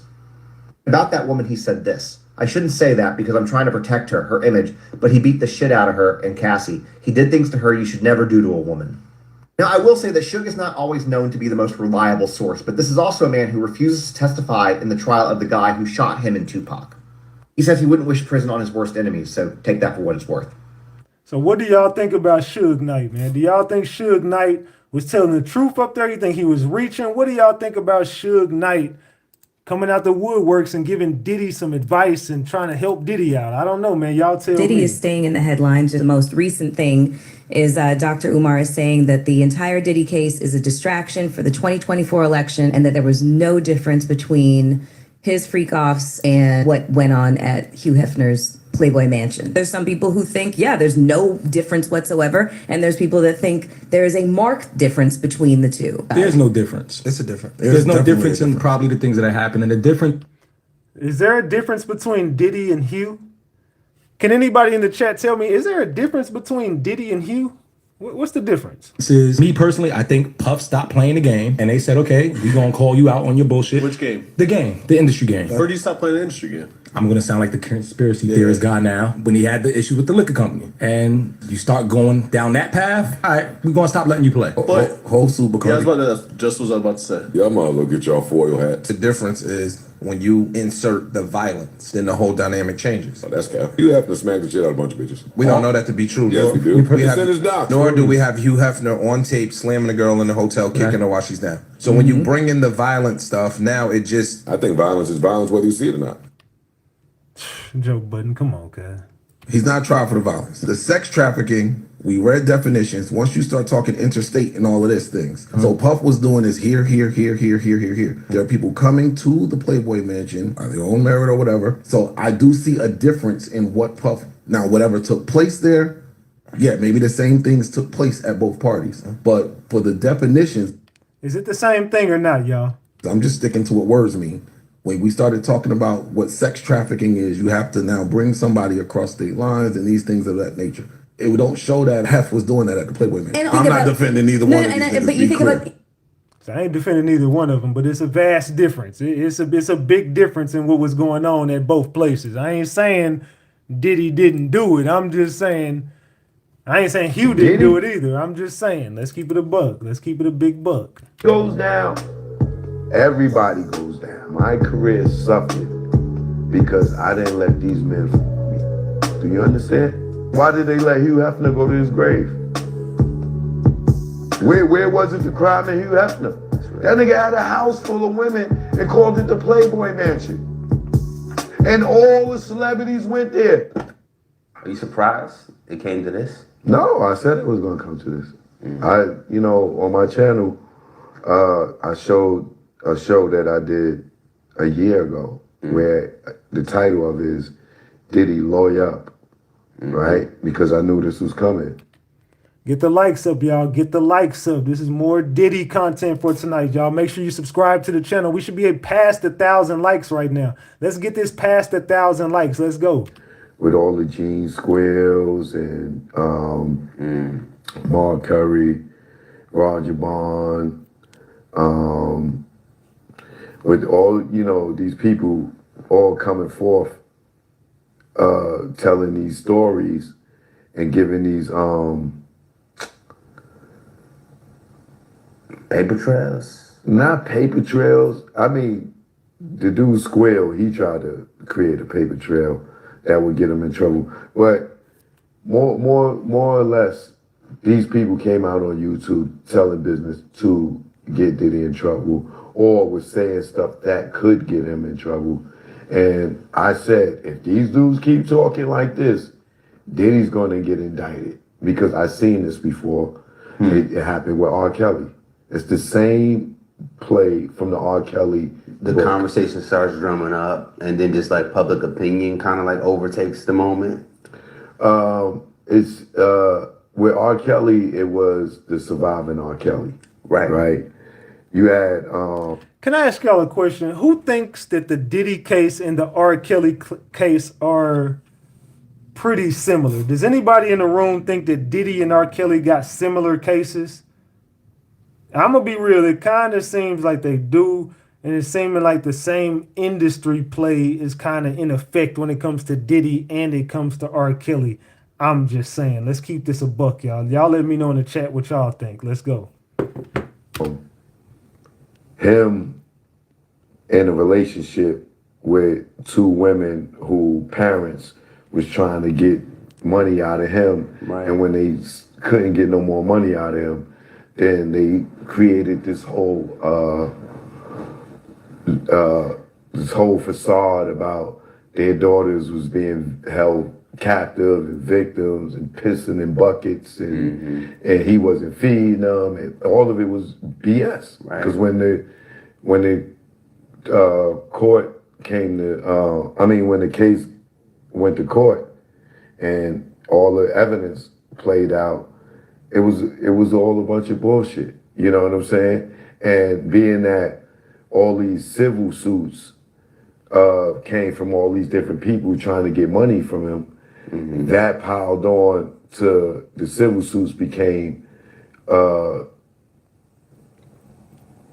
allegations for Homeland Security to go and grab these people and take all these people from these civil suits and sit them in front of a grand jury and got R. Kelly indicted. And we are seeing the same thing happen with Diddy right now. All this stuff led to Cassie getting the confidence, because if you read her lawsuit, she has Gene in her lawsuit. What is she saying about Gene? Some of the allegations that he made, she's referencing. You know what I'm saying? So now... Like referencing the interviews? Yeah, referencing Gene's interview. I'm not victim shaming her. Right. But you was with him for 10 years.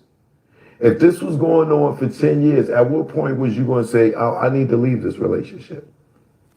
Right? Now, the pushback is going to be, a lot of times women do stay in abusive relationships just because of, the trauma. Fear, trauma, all this bullshit, right? And I'm not saying it's all bullshit, but if Diddy was a broke nigga, would she stay? What do y'all think about Yeah, I know he's gonna get some pushback for saying a lot of the stuff he's saying in here, but I think some people would agree, some people would disagree. Let me know in the chat. What are y'all thinking about what he's saying? If Diddy wasn't famous, would she have stayed? If Diddy couldn't have do nothing for her career, would she have stayed? I think it helped, but there are women that stay with gentlemen that aren't necessarily financially in position, and the abuse and the fear, those things do play a part though too. What are the chances that Cassie, this pretty young girl with a promising career, would have stayed with Diddy if he had nothing to do for her? Because she left Ryan Leslie for him, right? I was gonna say that. That's corporate climbing. What Ryan Leslie do to her for her to leave him? He was helping her with her career, right? He was. Okay. She left him for Diddy. Why? Because I guess he was the bigger fish. Okay. Now let's not be stupid. Or here. we assume that, right? Let's not be stupid here, right? Ryan Leslie's just as talented as Diddy. Yeah, right? And probably not even more talented because he can actually play and produce. He does a different lane too, Right, the technology and everything. Okay. So once again, Cassie, I'm not saying you're not a victim, right? And I'm not saying he wasn't abusive. I'm just saying I come from the era where I seen women prey on rappers to come up. Right. And then when they figured out rappers ain't have no money, they started moving over to ball players. Like the Lalas with the Carmelo Anthonys, you know what I'm saying? And they come up, you know what I'm saying? And it's been going on for a long time. So excuse me if I don't have as much sympathy as everybody else, because I've been in situations where women will lie on you, you know what I'm saying? Out of spite or out of get back, you know what I'm saying? Now we dealing with a woman that Puff provided her with a trainer, and she started sleeping with the trainer and went as far as having 2 kids and married the trainer off of his dollar. Right? But nobody's gonna look at it that way, right? So, no, I wasn't surprised that he was gonna get locked up. I predicted this due to the fact that these dudes is going on the internet and talking about criminal activity, stuff that they know can get him locked up. Got you. You know what I'm saying? And they took that, the Southern District of New York, and they took that along with all these other people that came forth, you know what I'm saying? Because you're going to see everybody that's, for the most part, that's going to be, that testified in the grand jury are all the civil cases. And that's exactly what I said. These are nothing but civil cases turning criminal. I said that last time I went live. These are just civil cases that just turned criminal all of a sudden. So they built this case off the civil cases. This is why it goes back to just 2009, 2009, when he started dating Cassie. That's it. Now, Cassie, not statute of limitation though?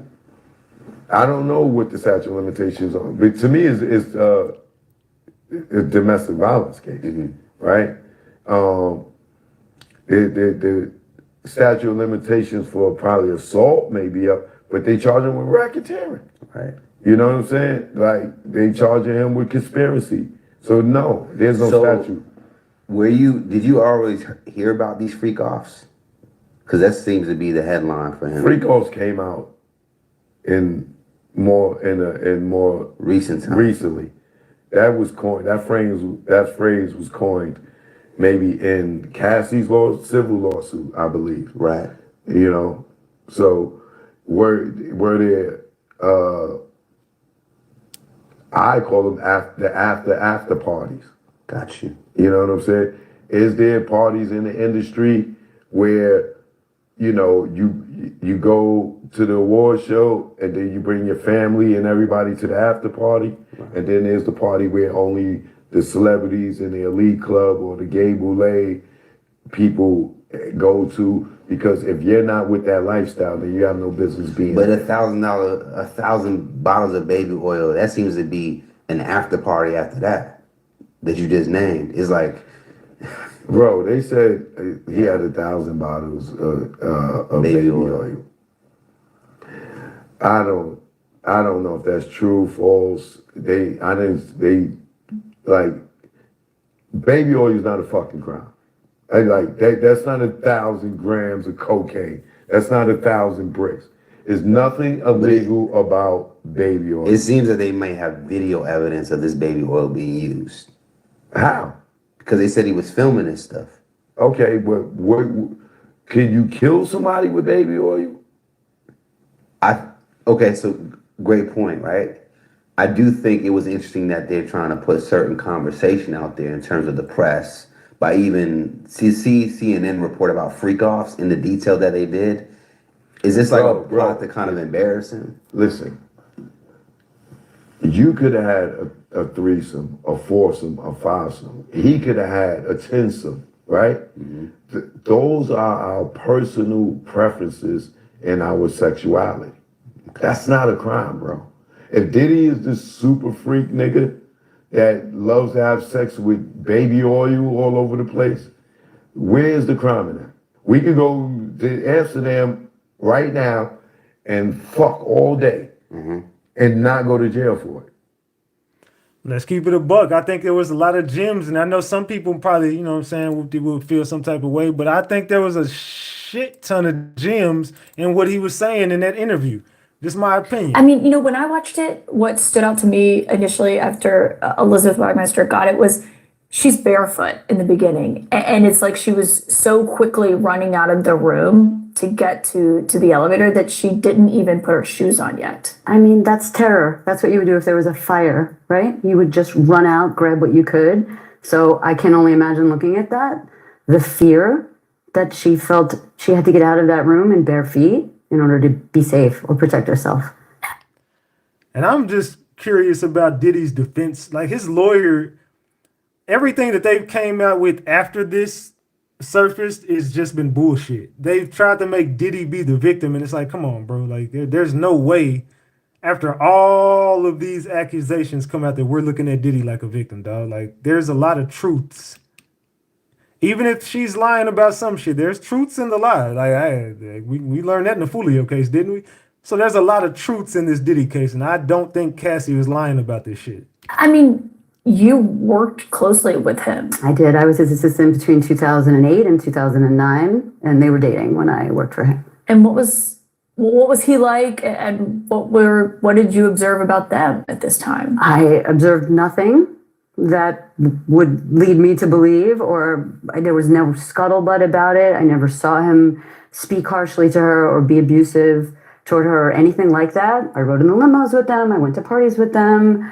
I guess what I would say is, even though I never saw anything that could corroborate what's in that lawsuit and what we just saw, there was not one cell in my body that was surprised. Yeah, because you know Diddy. Let's keep it a buck. Keep it a buck. You know how Diddy gets down. Why not? You know, it's going to sound a little bit weird because I don't have any facts, right? And nobody's going to call me to testify.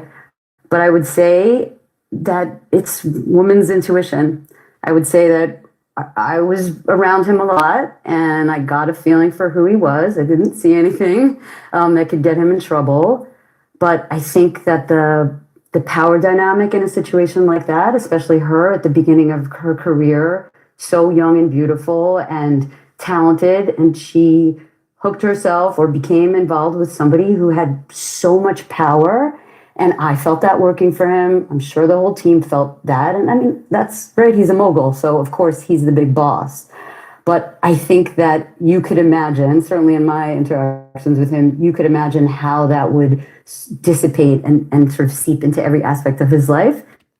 What do y'all think about his assistant? She's saying she never seen nothing. She just kind of guessed it by women's intuition. Y'all think she's lying? You think she's telling the truth? And especially his relationships. Yeah, because I mean, she was 19, I believe, and he was 37 when they first began dating. Right. So imagine how that would be. And then he's rich. And not only is he rich, but he controls your career. And all you want in your career, right, is she's an artist. She wants to make music. She really was an artist, is an artist. And now all of a sudden she's with somebody who could make that happen for her. And it doesn't happen. So you don't, it wasn't anything specific. You got a strange, uncomfortable feeling from it? I mean, I think it's more to do with the way that he treated people. Again, nobody was mistreated that I saw. See, they say he controlling her too. They say he pays her. Yeah, it sounded like she's compromised. Like she ain't really giving the real drop. I didn't feel mistreated, but it was very clear like she under an NDA. To me, again, this is intuition, right? This is what we pick up as women and humans who are smart and have been around. He just didn't see your humanity when he looked at you. It felt very obvious to me that everyone was just sort of there to be used, that he can get the most out of you. You know, for example, I went to go work for him. I'm a pretty senior person. It was sort of an odd thing. I have a fancy master's degree, whatever, who cares? But it was, you know, he wanted to get me for as cheaply as he could. And most people would just dive in and take it, right? Because you think that you're going to get something by working for him.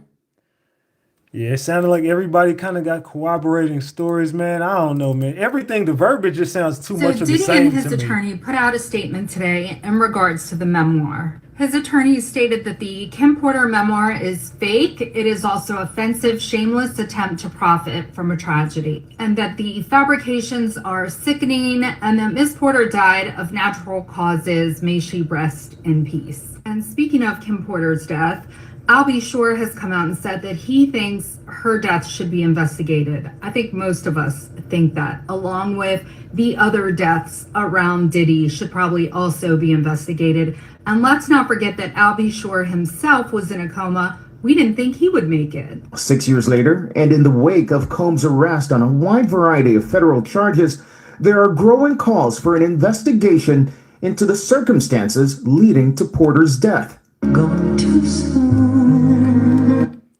I don't want to play the music, so we're going to skip past the music. Let's continue. Native Al B. Sure, who also had a relationship with Porter prior to Combs and shared a son with her, taking to Instagram in a series of posts calling for the truth, in his words, to be uncovered. I'm writing this post, he says, to formally request an investigation into an entire group of individuals who worked at or around the residence of Miss Kimberly Porter. I'm just being obedient. It's now time to speak up. There's a lot to it, a lot to unfold. Kim Porter. Yes, my ex Kim Porter, my son's mom, Quincy. Do you think something shady happened there? Absolutely. Porter was found dead in her Southern California home after experiencing flu-like symptoms for 4 days. The coroner ruled her death natural, with the cause listed as labor pneumonia. In the Instagram post, Al B. Sure references the recent indictment, but doesn't actually mention Combs by name, something he also refused to do in our sit-down. I don't speak about other men or other men's business. Whatever is going on with this gentleman, that's for him to deal with it and his counsel. Al B. suggested Kim was writing a memoir that would have exposed those around her. His Instagram post describing Porter's death as a tragic murder. What I ask of you is to keep our family in prayer. All of the collateral damage that's been done because of the situation. Al B. Sure only recently recovered from several health problems that saw him go from a healthy man to near complete organ failure. Doctors had never seen someone suffer this type of health crisis before and consider his recovery a miracle. Al B. Sure and Kim Porter, y'all. What do y'all think about that? Al B. Sure and Kim Porter. More Diddy updates. Like I said, man, it's going to be one of them ones, man. Let's go, let's go, let's go. Get the likes up. Double tap that screen. Get these likes up. That's what I'm going to say for later. I'm going to say that one for later. Give me a second. Y'all, this is crazy. Marcus Rogers warned Diddy. In a video created August 14, 2021, Marcus Rogers was warning Diddy. This is a warning video. This is a calling you to repentance video. This is the verse that God gave me for you, and I'm gonna read it out the New International Version, Genesis 3:1. Now the serpent was more crafty than any of the wild animals the Lord God had made. Diddy, you are a sneaky individual, and you've got a history, you've got a record of doing people dirty, you've got a record of being a fraud, and what God showed me about you Man, you are in a dangerous place. You need deliverance from demonic influence in your life. You got a strong snake python spirit. You got a real slick, disgusting, wicked, evil tongue. And it's serious. Now, I'm not saying, I don't know, you sold your soul to the devil or any of that, but God is telling me to tell you, Diddy, you need to fall on your face and you need to repent. He's looking at you. He's turned his attention towards you. And right now, he's giving you a warning to humble yourself, to fall on your face, and to repent from your wicked ways. You've sown a lot of bad, and God is not mocked. Whatsoever a man soweth, that he will reap. You're going to reap what you sow. And God wants you to know, I've seen every evil, dirty, wicked, scheming plot of yours. I've seen how you've done his children dirty. I've seen the things behind closed doors. I've seen you use that snake-like tongue and that influence the same way the snake did with Eve. And I'm telling you, Diddy, right now, repent, or God is going to handle you. He's giving you a chance to humble yourself and repent. Why? Because he loves you. Because he loves you. Some people you need to make things right with. You have came against some of God's anointed. You've touched some of God's anointed. And he says, touch not my anointed, do my prophet no harm. And God has allowed you to get away with a lot, just as he's allowed many people to get away with a lot, for a while. But some of your recent conversations, some of the recent things that you've been plotting and scheming and thinking about, God has highlighted you to me. And he shows me you got a dragon-like, snake-like spirit. And we got to come against people like you. And we wrestle not against flesh and blood, but you know better, and you've opened yourself up to this deception and this evil for power, money, and fame. Your lust is out of control. And God says, I see you, Sean. Puffy, he see you. And he's calling for your repentance. Humble yourself. Man. And that was in 2021. That's the crazy part about it. That was back in 2021. Now, there was one powerful person in the industry who protected Diddy, and that was Clarence Avant. Clarence Avant was the black godfather of the entertainment industry. I believe he was Boule. He might have been a part of the Boule. He had a lot of power and a lot of respect. He protected and helped the careers of a lot of black entertainers. And he also protected them from getting screwed over. And Watch this, y'all. literally, he protected them from getting screwed.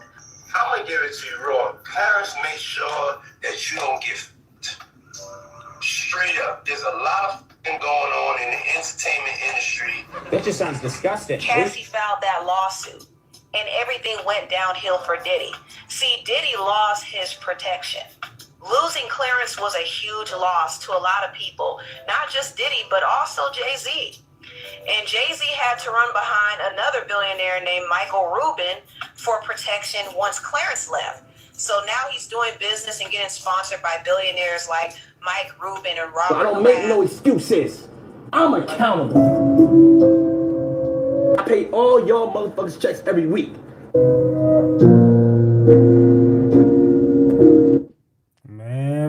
Man. It's my responsibility to run this company. It's embarrassing, actually. It don't look good. It ends bad. What did y'all think about that? Now, remember he said, Clarence, make sure you don't get screwed. He said Clarence was the one that made sure all this stuff went away. Clarence was tied into Jay-Z, Jamie Foxx, and so many others. Man, the connection in this industry just keeps getting... Man, we just keep on putting this shit together, man. This is getting... The mysterious death of Melvin Combs it's getting too can be easy. traced all the way back to a drug conspiracy case in 1972, when, according to reports, 7 men and 3 women were charged in a $5 million a year heroin ring in Harlem, the Bronx, and Westchester County. And according to reports, Melvin Combs was a part of this crew. And according to a New York Times article in 1973, Everyone got locked up but Melvin, and when Melvin did eventually go to jail for possession of heroin and $45,000 in cash, he was quickly released. But a week later, he was found dead in his car with 2 bullets to the head. Detectives believed that the 1972 murder of Melvin Combs, a co-conspirator in the case, might ultimately be traced back to members of the heroin distributing conspiracy, largely due to the fact that they believed that Melvin snitched on his entire crew. But various people who knew him, such as former drug kingpin Frank Lucas, believes that the snitching allegations against Melvin Combs was false, and he was killed for mistakenly being labeled as an informant. Nevertheless, all 10 defendants were subsequently found guilty of conspiracy to distribute heroin in 1973. Now, as always, we would like to know what you think about this video down below in the comment section.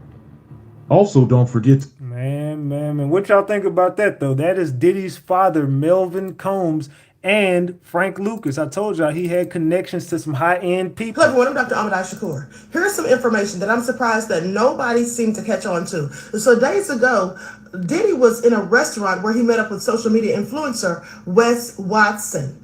Now, nobody caught on or thought about as to why he just conveniently met up with this man, but let's get into it. Down here at Pura Vida by my pad, right into the man right here. What's up? Miami's like that. It's a movie. Now, if you don't know who Wes Watson is, he's actually a social media influencer, an inspirational speaker, a personal trainer, and also an ex-con who spent 10 years in the California penal system. Please pay attention. Watson was convicted of robbery, burglary, assault, and battery July the 28th of 2010. He spent this time in prison, and once he got out, he became a millionaire within 18 months. Please pay attention. Along with being touted as an inspirational speaker and a personal trainer, he's also someone who prepares people to go to prison. Okay, he talks about it and gives people advice, tells you what you should and shouldn't do and all those things. And so I don't think it was a chance encounter when he bumped into Diddy at that restaurant. Okay, please pay attention. The 3 things you don't do in the California prison system, I'm gonna tell you. You don't roll in with bad paperwork. We've gone over it before. You can't show up with bad charges. You can't show up with charges against children. You can't show up with charges. The thing that people don't realize is that if you get caught even pissing in public, it's an indecent exposure act, and that will show on your paperwork as a bad crime. That will you act. It's like you're some dude showing your people. We don't play that shit. So we're going to have a... Notice the things that Wes mentioned, saying that you shouldn't have those things on your paperwork when you get to prison because those things are considered bad crimes and they can get you whacked. At the end of the day, Diddy has some of those allegations against him. Now, of course, he hasn't been indicted and he said that he's not guilty, hasn't done any of these things. But if Diddy were to get indicted and be found guilty of any of those things, well, we already know how that would play out if he landed in prison. And so Wes could likely be talking to Diddy and giving him advice about the do's and don'ts. And I'm sure he's getting paid very nicely to do so. I mean, after all, how do you think he became a millionaire in just 18 months? Please pay attention. Also keep in mind that the things that Wes Watson said about those people who show up in prison with the bad paperwork, well, he doesn't like those types of people. He said that they have a set of codes to go by in prison. So why would he be sitting there smiling and so glad to see Diddy, who has numerous of allegations against him for the very same things? Well, that's likely because, as I said, he may be being paid to give Diddy some information and insight on what to do and what not to do and what certain things to expect if and when he lands in prison. Please pay attention. The diddler himself going to the federal prison if he's found guilty. If he's found guilty, we're gonna say if. We gotta wait to trial. He's going to trial and he will testify. The thing that the Lord was saying is, I'm praying for this friend of mine. I'm praying, I'm going in, and I begin to. And this was in 2024. 4/24/2024. Hear a voice say, Sean Diddy Combs. Sean Diddy Combs. And it kept coming until I had to stop the prayer. That is when I stopped the prayer and I said to my friend, you know, I'm praying for you and I'm pouring my heart into it, but God wants to talk about something else. And this is what God is saying. God is calling Sean Combs by his government name and by his famous name. And I keep hearing the name. And so I'm going to tell you here in the audience exactly the way I was speaking to her. I said, I keep hearing this name, and God keeps telling me right now that this man is going to lose his life and that this man is not going to live. It is either going to be that Sean Combs will take his own life, or that his life will be taken from him and it will be made to look like he took his own life. But God says this man is not going to live. He's going to lose his life. And that even when he is found, the condition that he's going to be found in, the person who finds him, or the persons who find him, they're not going to be able to do anything for him. So when the message of God is coming like that, it tends to just rise up, and it can be repetitive until he brings in a new thing.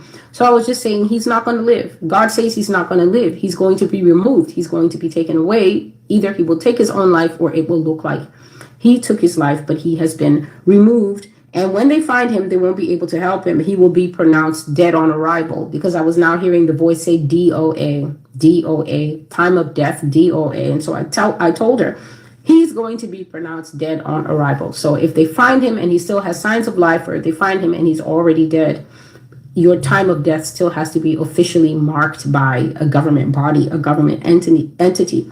Dead on arrival, that's what I'm hearing. He's going to die, and the Lord says that the mighty are going to come down. Then, Man. That gives me chills, man, to see this stuff, man. I ain't gonna lie. It gives me the chills to say that we're witnessing what we're witnessing right now, y'all. Listen, it's getting real in the field for Diddy. Let's talk about it. Diddy's tragic jailhouse phone call to his young children reveal rapper's kids are in a state of shock as he receives even more bad news about prison stay. Damn, Diddy. Sean Diddy Combs has briefly spoken to his 7 children as he awaits trial at Brooklyn's Metropolitan Detention Center in New York City. Diddy, who y'all know is 54, if you don't know, he's 54, has been charged with trafficking and racketeering, and has been able to speak briefly to family members and his children via phone per People. People is the source. The article goes on to talk about his children individually. He shares a total of 7 kids with 4 different women. He's a dad to sons Quincy, 33, Justin, 30, Christian, 26, and daughters Chance, 18, Jessie, and Delilah, 17, the twins, and Love, 23 months. Now, this just came after the lawyers are saying that they're not asking him to be moved from the detention center in Brooklyn. Right now, they say that he's concerned about his children and their well-being, which as a parent, you should be, but you shouldn't be trying to do these things if you were so concerned about them and put them in this type of predicament. As a parent myself, he says he has 3 minor children and 2 no longer have their mother, with 1 being incarcerated, and that is him. Now, if you see this picture right here, Leonardo DiCaprio breaks his silence on hanging with Diddy. That is in my latest video. Go back and check my page. I just did a video on that. Like that tidbit, like that little segue. But honestly, y'all know I would love to hear y'all opinions in the comments. But why put your children in that predicament? And they're even accusing some of your children of being a part of this. Even your own mother as being a part of this. I'm seeing TikTokers saying that your mother was a part of the freak offs. This is crazy. I would never want to put my children involved in this. Never. Ever. Like, it's wild. Now you're so concerned. I was looking at him sideways during the raid. Like, your kids. Where you at? Y'all tell me what y'all think down below. Man, so I showed y'all what was going on in this case, man. Diddy, it's just looking all bad for him, dog. And he will go down. I don't think he's going down alone, but everybody flipped on him. His whole crew flipped on him. There's about to be a lot of testimony. Witnesses are going to be the people that he worked with every day. Those are going to be witnesses. They're not going to be co-defendants. Diddy, your ass is in trouble, man. I don't know what to say about it, but all I can say is you're in a lot of trouble, and I do believe they will find you, and I will believe you will be unresponsive, and I think they're about to. That's why you don't want to eat. That's why you're panicking with your kids. That's why all this is going on, is because Diddy, you know that you got 2 choices. You got to tell and risk everything, or you got to just shut the fuck up and enjoy the fucking ride. I don't know, Diddy. You're in a messed up situation right now, man. I know it sucks to be you, my boy. I'm going to tell you the craziest thing about Diddy being locked up right now, facing mandatory minimums, the possibility of life in federal prison. Go read the transcript from the bond hearing and listen to what the defense says they believe is the start of the feds looking into P. Diddy. The defense says... And again, I want to reiterate, Diddy's mother is the founder of all this. You heard him in that interview admit he was drinking tequila as a child. What the fuck was going on in your household that would make you do that as a child, or be forced to do that? Or I believe, and this is coming from me and my beliefs and some sources of mine, that Diddy and his mother used to have freak offs together. Allegedly, him and his mom he used to attend freak offs with his mother. Even into his adulthood, Rick Roston hit his mama. Other celebrities, that's just to name one. I'm telling you, Rick Roston hit Diddy's mom. There's been more celebrities that have hit her. She's came on to Mace. She's came on to a lot of rappers in the industry. Diddy's mother is a pass around in the bad boy camp.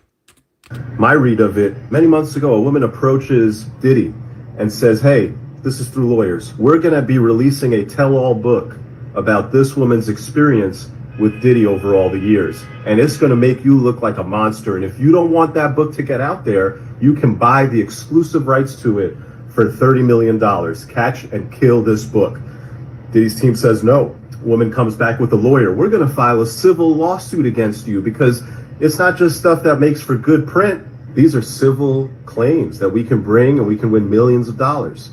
Diddy's team says, okay, bring the lawsuit. They bring the lawsuit, and within like hours, it's settled for, surprise, surprise, $30 million.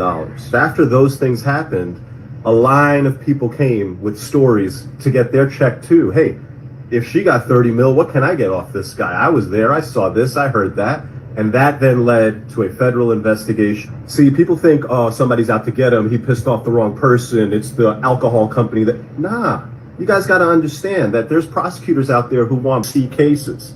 They don't fall out of the sky every day. The chance to go after somebody like P. Diddy and put him away for life is like the greatest case you could ever find if you're a prosecutor. And so when a public filing gets released and you read it and you go, wait a second, that law firm is mad thorough. Wait a second, he settled it for 30 million. Wait a second. If all of this is true, then I could probably get some subpoenas. I could probably collect some evidence. I could probably build a case. They start doing it. They raid. A couple months later, they indict. It is very possible that had P. Diddy immediately caught and killed the story by paying the $30 million that he paid eventually anyway, that story never gets public. Nobody ever comes forward, and nobody in the federal government ever bothers to look for the baby oil. The baby oil bandit, the diddler, the baby oil bandit himself, P. Diddler. Let's continue. I never thought these words would come out my mouth, but Candace Owens is onto something, and that did not feel comfortable at all. So Candace says the reason mainstream news is not picking up this lawsuit, is not paying attention to Diddy at all, is because of this man right here, Lucian Grandage. He is one of the most powerful men in Hollywood and music. And he been up in Diddy's room. So this man right here is Sir Lucian Charles Grant. He's been the CEO of Universal Music Group since 2010. So you know he done seen some shit. So I had to go to the damn documents. I had to see if this man was actually named. And he is. As you can see, it says Lucian Charles Grandage. And it also says Universal Music Group. On top of that, it says Ethiopia. I cannot fuck up her last name. I refuse to. But she was also a big person in Universal Music Group. And then Christina Coramham, Lord forgive. But she was like Diddy's second hand. And here on page 4, they are all listed by name and picture and description. So this is messed up. So if you go down to page 28 of the lawsuit, everything is up in this bad boy. So let me just read a little bit and you can pause to read the rest. Defendant Grandage sponsored and attended several Love album listening parties at Mr. Combs' home in Los Angeles, California. These parties were sponsored by defendants Mr. LR, which I don't know who that is, and UMG, which is Universal Music Group. As evidence above, the parties had ex-workers, I can't say the word, and underage girls present. During these parties, defendant Grandage knew or should have known Mr. Combs was drugging the attendees through laced bottles of Dalan tequila and Ciroc vodka. He was using his own shit.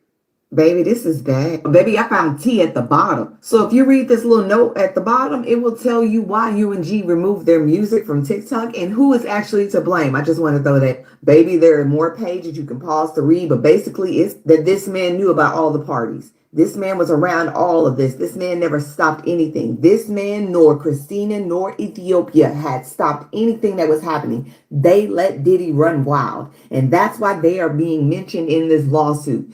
And I guess this is why people are not making it bigger than social media, because I have not really seen this lawsuit in mainstream media like Fox, like CNN, none of that stuff really.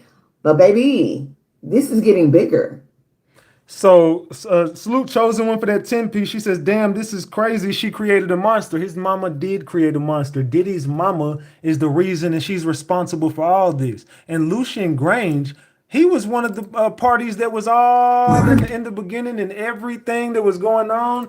He was all in the videos and the freak offs. He was all in the paperwork and the transcripts. Now, all of a sudden, Lucian Grange got his name removed from everything, and he's innocent now.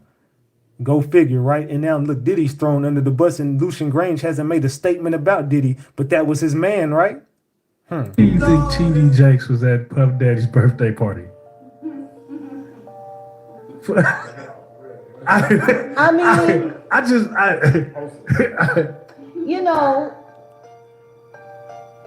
do you remember when Bernie Mac played the minister Friday? Yes. That's how I feel about T.D. Jakes. Like, that's how I see. Oh, Miss Parker, come to pray. But for him to be at a Diddy party, I don't know. Like, I feel the same way about that as I feel about when Tyler Perry came to his church and laid hands on him and he caught the Holy Spirit from Tyler Perry. Tyler Perry is the bishop of what? Like, I've never, like, and I cut a check for 100, and I'm gonna lay my hands on you, bishop. And he said, and then the bishop said, it's on the fucking internet. He's doing all of this, right? And then there's a woman on the dais screaming, push the baby out. Birth that baby. Push the, I'm like, are we a church? If Bishop Jakes was at a Diddy party, there could only be two reasons. Money or sex. That's all that happens at Diddy parties. Money and sex. I hope it was for money. Charitable contribution. I hope it was for money, because arguing about who's going to put the strap on is, that can be a very uncomfortable situation. You know, we're going to pray on it. Praise the Lord. You know? Amen. Man. Diddy and Mr. T.D. Jakes. T.D., you not escaping this, my boy. I know you didn't think I was going to let you escape. Oh, ain't no way in hell you escaping this, T.D. We own you like whites on rice. Let's go. The tunnels from Diddy's house led to Hugh Hefner's house. That naked pool was down there long before Diddy was able to buy a home. Hey, we need 140 likes on the video. Double tap this screen. We need 140 likes on the video. Everybody double tap that screen. It was Hugh Hefner's house where most of the offenses that the women accused Bill Cosby of took place. At the Playboy Mansion. And everybody know Hugh Hefner was filming, had cameras in the wall. I don't know. Did anybody ever ask whether or not Bill Cosby had a freak off tape?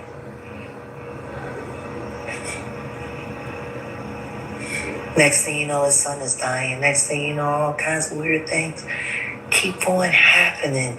All of that fame, all of that success. If they really wanted to take him down with all of this, they should have did it in the late 80s or the early 90s. See? And they set on it because they're involved. The same people that are taking you down are the same people who is involved in the shit, and they're the same people that's covering it up with the other people. Let's just keep it a big buck. It's just as bad as the Diddler. And I know that for a fact. I got the scars to prove it. Once they, and I hope they don't, but if they detain him, that's when all lining up with their hand in air. And you're gonna pay me in full. I got your boy Diddy by the nut. Looks like things are getting real messy between Diddy, Jay-Z, and R. Kelly. So salute to S. Washington says you've been on this from the beginning. Great content. Salute to you. I appreciate you. We got 250 on the screen. We are 50 piece away from 3 honey buns, y'all. Let's get the support up. Let's go. Let's go. Let's go. Double tap the screen. We still need 100 likes to get to 1,000. Let's go. R. Kelly, locked up and doing time, has been pretty quiet for a while, but rumors are flying that he's about to spill everything. Revenge, and that was his revenge to fund the Surviving R. Kelly documentary, and that fucked R. Kelly life and got him locked. The word on the street? Jay-Z might have had a hand in putting R. Kelly away. There's talk that Jay was not only in the background funding that bombshell R. Kelly documentary, the one that was key in court, but also whispering to the feds. Is it true? And if so, how deep does this rabbit hole go? Life sentence for R. Kelly. This man is a prolific serial who utilized his status as a Grammy Award-winning household name to inflict pain and anguish on so many victims. Here's where it gets juicier. You know Jay-Z and Diddy have always had that tight connection. Besties, business partners, or something else. Sources are now claiming that both of them are Fed informants. Yeah, you heard that right. But with Diddy now staring down a massive court case, it seems like some skeletons are about to come crashing out of the closet. Are any of his accomplices or associates under investigation? And additionally, could he face any more charges? So the investigation is ongoing. That means both as to him. Salute Kimberly McLean for that 5-piece. I appreciate you. And salute to TGK for being a member for 2 months. Salute, salute. Could R. Kelly be sitting on some explosive info about Diddy, just waiting for the perfect moment to strike a deal and possibly walk out of prison early? And seriously, if R. Kelly does speak, who's about to get burned? Buckle up, because this one's about to get wild. So it all started when Diddy's arrest news spread like a fire. Many disturbing things have been found during investigation, and some sources suggest that Diddy is not alone in all these things. So the investigation is ongoing. That means both as to him and to anyone else who we believe committed the crime with him. Rumors started swirling that someone else was getting close to Diddy, and guess who popped up as the main... Jaguar right. She's been right. The right's been white. Or the right's been right. I got tongue tied. The right's been right. The Jaguar right has been right, man. Let's chop it up about this Justin Bieber-ish real quick. Let's talk about Bieber. Justin Bieber reveals was Justin Bieber involved in freak-offs? Tell me, do y'all believe Justin Bieber was ever at a freak-off party?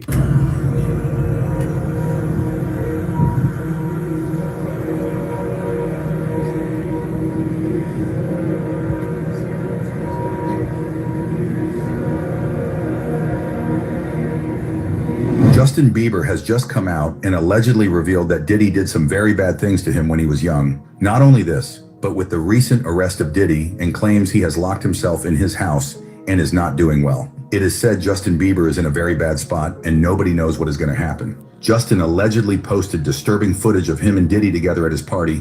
Before you see this disgusting footage, you need to know about the relationship between Sean Diddy Combs and Justin Bieber. Once seen as a symbol of mentorship and success in the entertainment industry, has now come under a dark and disturbing cloud following the recent arrest of Diddy on multiple charges, including sex trafficking and racketeering. Diddy's arrest has sent shockwaves across the industry, prompting many to re-examine his past relationships and interactions, particularly with young artists like Bieber, who came under Diddy's influence as a teenager. These revelations have not only called into question the nature of their association, but also opened up wider conversations about exploitation, power dynamics, and abuse within the entertainment industry.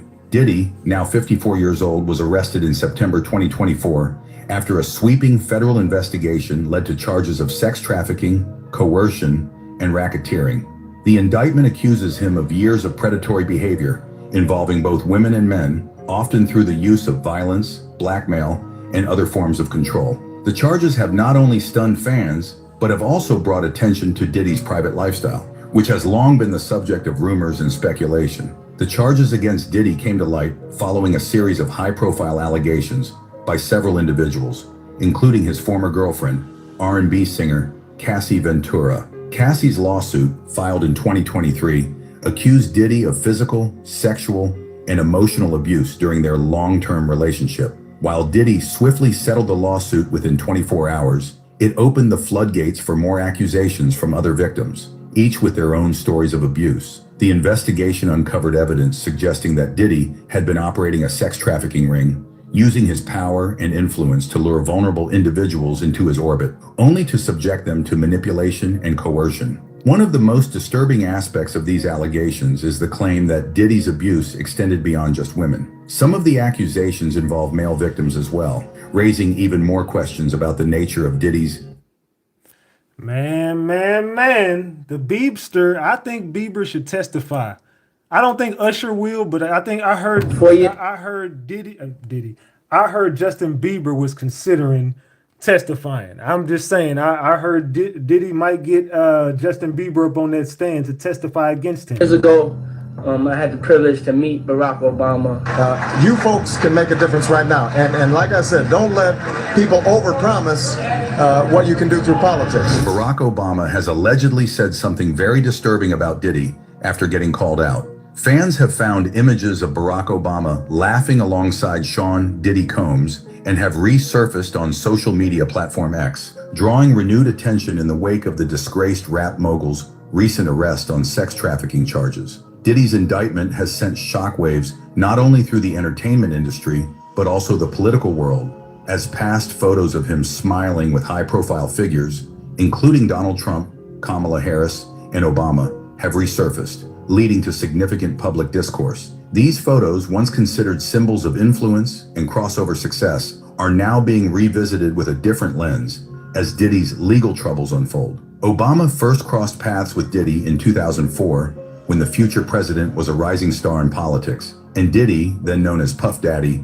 was heavily involved in galvanizing youth voter turnout ahead of that year's Democratic National Convention, DNC. As part of his Vote or Die campaign, Diddy interviewed Obama for MTV, where the senator hopeful from Illinois praised Diddy for his efforts to engage younger voters. Puff Daddy doesn't have to do this, Obama remarked during the interview, acknowledging Diddy's influence on mobilizing Democratic support. Their interaction was lighthearted, with Diddy poking fun at Obama for sweating at the convention, and Obama good-naturedly wiping his forehead with a napkin. Diddy's wealth and success grew significantly throughout the 2000s. With his net worth soaring to over $700 million, he continued to be a visible supporter of Democratic causes, using his platform to back the party in several election cycles. In 2004, aside from interviewing Obama, Diddy also conducted an interview with then-Senator Hillary Clinton. He maintained a visible presence in Democratic politics, even hosting a Last Chance for Change rally in Florida in support of Obama during the final stretch of the 2008 presidential campaign. In light of Diddy's arrest, old footage from his 2004 interview with Obama has gone viral. In the video, Obama praises Diddy for his civic engagement, describing it as a form of giving back. The lighthearted nature of their exchange stands in stark contrast to the serious charges now facing Diddy, which involve allegations of coercion, drugging, and manipulating women into non-consensual sexual acts at so-called freak-off sessions. The timing of the footage resurfacing has prompted renewed discussions about the complexities of celebrity relationships with politicians and the influence of prominent figures in political spheres. The resurfacing of images and past interviews has also embroiled Vice President Kamala Harris in the controversy. After Diddy's arrest, and this goes to show you the power of influence. And Diddy was all with these political figures, Kamala Harris, Donald Trump, Obama, and the list goes on and on. Many more politicians attended freak-off parties. You think the list ends right there with just rappers? Nah, hell no, man. Them people was in the White House and they're freaking off with Diddy and company. I went there to see the lifestyle, right? And I saw it, and it was, but I don't know if I could indulge and understand what I was even looking at. It was pretty. Diddy's recent arrest has indeed sent shockwaves through the music industry, especially considering his high-profile status. The arrest, which took place on September 17th, 2024, involves serious federal charges, including trafficking and racketeering. The allegations reveal a disturbing pattern of behavior in which Diddy allegedly coerced victims into participating in drug-fueled intimate performances, infamously dubbed freak-offs, spanning several years. As victims have come from different backgrounds, it is becoming clear that even Diddy's closest allies were not spared. Usher and Bieber were taken under Diddy's mentorship during their teenage years, but they eventually walked away, reportedly grappling with drug use and mental health struggles later on. After decades of silence, Usher has finally come forward to confirm some disturbing rumors about his time with Diddy. Watch this video for the full details. Before getting into the revelation, we need to examine the relationship between Usher and Diddy from the very beginning. Early career. Usher Raymond IV was born on October 14, 1978, in Dallas, Texas, but spent most of his childhood in Chattanooga, Tennessee. His father left when Usher was just a baby, leaving him to be raised by his mother, Jonetta Patton, along with his then stepfather and half-brother, James Lackey, who was born in 1984. It was under his mother's guidance that Usher's musical journey began. At just 9 years old, he joined the local church youth choir in Chattanooga. All right, so listen to this. It's crazy that they're talking about his mother because his mom knew about the freak-offs. His mom knew that he was attending these. Matter of fact, something happened at one of the freak-off parties that led to this a young Usher going to the hospital with a ripped backside. So therefore, she knew that he had been tampered with by Diddy. Diddy then paid the mother off, and I don't think he ever... I think that the hospital visit was something else, and they just said whoop-de-whoop-de-whoop. But allegedly, Usher's mother was paid off by Diddy, and that's why she never came forward, because they settled out of court. And he paid her a substantial amount of money, so she never put charges against Diddy. Let's go. Now we have two people come out saying that Diddy was talking to the feds. Do you think that's true? Puff was a millionaire. Him being a confidential informant, him getting money like that, it was favors. He been getting favors and been paying law enforcement people for years. Puff Daddy, whoever, none of these, all you fake hard. Hold on. All you fake hard. You know what I'm saying? I don't give a because you can't shoot nobody anyway, and the reason why you got talks because you did a deal, you fed. Diddy is now in running for his life as some incredibly dangerous people are finding out about him being a federal informant, a snitch, who is going to expose some very incriminating stuff on them in exchange for his own freedom. It's either that or he goes to prison, and Gene Deal has already said Diddy isn't capable of surviving life behind bars. I don't think that he can see himself in a cage. I don't think he can see himself behind those bars. Whether it's true or not, and he might have been cooperative in some way, shape, or form, you don't get away with unless you give up John Gotti or something like that, and that's not what happened here. For example, Suge Knight has also claimed that Diddy has always been a Fed. Could this have helped him get away with potentially K-ing Tupac? Watson been an FBI informant forever. That's what he was saying. That's why it's different when it comes to him. There are several who also claim that the Badboy curse was actually not just a coincidence. People dealing with Puffy and turning religious. Well, I mean, or dying. There's a thing called the bat. Get the likes up, y'all. Smash that like button. Double tap the screen. We still need 70 likes on the video. Let's go. Double tap that screen. Badboy curse. I think that's what it is. Could Diddy have been behind all the oppression and exploitation going on at Badboy Records? Let's take a closer look. In the podcast, Suge Knight didn't hold back, claiming that everyone in Diddy's circle was well aware of his supposed informant status. Knight bluntly stated, "Naturally, Puffy's been an FBI informant forever, as they would say. That's why it's different when it comes to him." He went on to add, "Everybody in his crew knew about it. The women he dates knew about it. Everybody knew about it. So don't try to distance yourself now." Those are some heavy accusations. So why isn't Diddy in jail? Diddy's been under serious scrutiny lately, with federal agents raiding his homes in Florida and California as part of ongoing investigations. These raids, sources close to Diddy say, are part of a broader effort to dig into the music mogul's activities. Despite all this, Diddy hasn't been arrested or charged with anything yet. But according to Suge Knight, Diddy's legal troubles are far from over. Knight ominously warned that this. How was it that everybody predicted this? That's what I'm telling you. All of Hollywood. That's my reason for showing all this. All of Hollywood knew of this shit. Everybody knew this day was coming. Secrets Diddy holds put his life in danger, saying he is destined for prison just like me. And that may well be the case considering how Sean Combs' life and lies have unraveled over the last 2 years. When Sean Diddy Combs took the stage at the BET Awards in June 2022 to accept the Lifetime Achievement Award, he was ecstatic. Yeah, he shouted, jumping in triumph as the crowd roared with a standing ovation.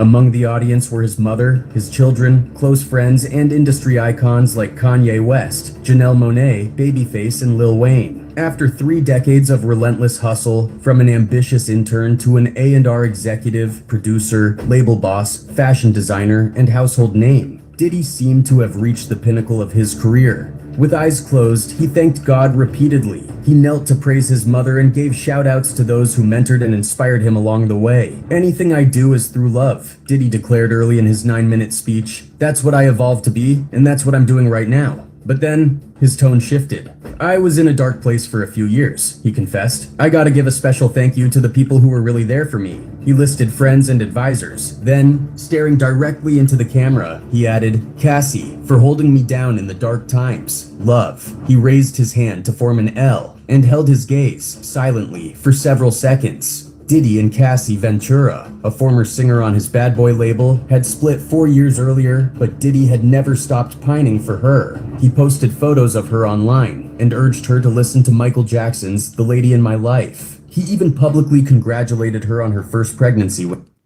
Man. Let's get to the next part of that.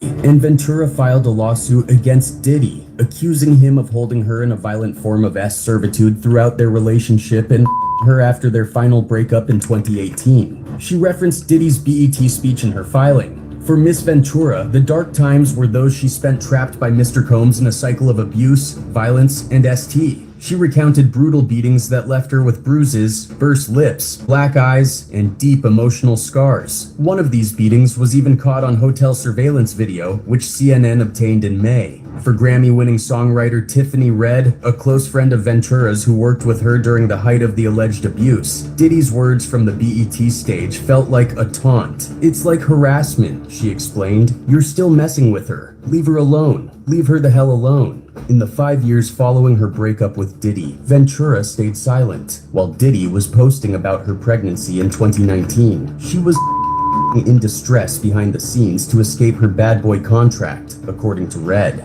Despite signing a 10-album deal in 2006, Badboy only released 1 studio album by Ventura. Allegedly, Diddy tried to tie her separation agreement to a non-disparagement clause. It wasn't just her record label we were with, Red said. We were with her abuser. At one point, Cassie Ventura checked herself into a rehab center to deal with the physical and psychological repercussions of her time with Sean Combs, according to her lawsuit. Finding new purpose as a mom, she eventually gathered her strength and stepped forward, sparking a wave of other lawsuits. You know, Cassie was telling lies, Gene been telling lies, Lil Rob been telling lies, everybody lying on Diddy.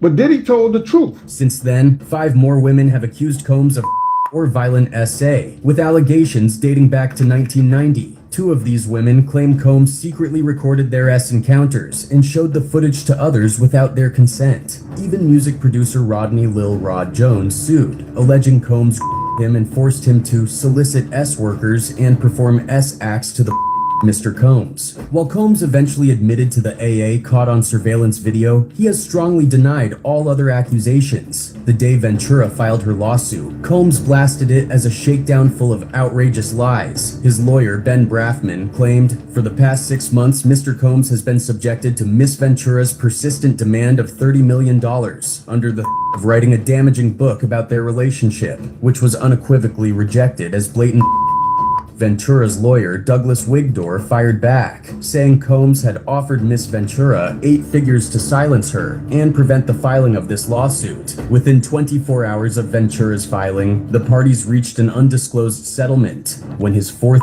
accuser came forward in December, Combs, now 54, issued another passionate denial. Enough is enough. For the last couple of weeks, I have sat silently and watched people try to assassinate my character, destroy my reputation, and my legacy. Sickening allegations have been made against me by individuals looking for a quick payday. Let me be absolutely clear. I did not do any of the awful things being alleged. I will fight for my name, my family, and for the truth. For many, the shocking allegations against Combs were hard to reconcile with his image as a larger-than-life figure who threw legendary parties from New York City to the Hamptons to Hollywood. He's the pop culture staple who strolled under a parasol held by his valet Farnsworth Bentley in Saint-Tropez and turned heads at the Met Gala in a Swarovski crystal-encrusted tuxedo and floor-length cape. He rapped about Bentleys and Benjamins and hosted over-the-top white parties attended by the likes of Leonardo DiCaprio, Beyonce, Mariah Carey, and Martha Stewart. Diddy... Man. And all these names, they gonna get dropped at some point in this damn trial. I'm telling y'all, some names are gonna be on this damn trial. Just mark my words when I tell y'all. As part of a federal act. Mark my words when I tell y'all that there will be some names that are gonna pop up in this trial, and Diddy is gonna give up some big names and some politicians in New York. He's already gave up the mayor. ST investigation. Breaking news, the Department of Homeland Security has just confirmed to CNN that federal law enforcement agents have raided properties owned by musician and producer Sean Diddy Combs. They tore through his offices and bedrooms, leaving cables dangling from a command center and multiple safes wide open. 3 gleaming Grammys and an Oscar sat atop a gutted console like relics of a crumbling empire. A dejected Combs was later spotted alone, cell phone in hand, slowly pacing around Miami Opa Locka Airport. His vacation in the Bahamas was canceled, his once fortified homes breached, his adult sons handcuffed, and his empire on the brink of collapse. While the raids made global headlines, the silence from Combs' famous friends was deafening. This time felt different. No checkbook, high-powered attorney, or media blitz could easily smooth over these scrapes with the law. His charisma, influence, and connections seemed insufficient to shake off these allegations. Reparations is getting closer and closer, former Badboy artist Mace said the day after the raids. The big payback. Over the past year, dozens of interviews with Combs' former friends, acquaintances, employees, Badboy artists, and industry insiders have revealed shocking details. Out of more than 300 people contacted for this investigation, over 50 were willing to share their experiences. Some spoke only off the record, fearing retribution, while others requested payment for their stories. Many declined to participate, eager to distance themselves from Combs. "I'm trying to leave that part of my life behind me," said one former employee. Those who spoke about Combs paint a picture of a man with 2 very different sides. On the surface, they see a tastemaker who's unapologetically driven, generous, and often jovial, even silly at times. Privately, he can be the same. But those who got close enough uncovered something much darker behind the facade. A menacing figure who craves acceptance and admiration, such as his desire to be like Tupac. He took his image. Pac was the first one on the scene wearing Versace shirts. He went and got the same Versace shirt Pac had. Public displays of devotion, grand donations, and his self-proclaimed title of Brother Love may have been attempts to mask an alleged undercurrent of abuse and violence, some claims even stretching back to before his career took off. Sources say Combs used his growing power to bend people to his will. He allegedly sent staffers to win back Jennifer Lopez, beat a label executive bloody after he became romantically involved with Combs' ex-partner Kim Porter, and tried to solicit access from a woman on his payroll.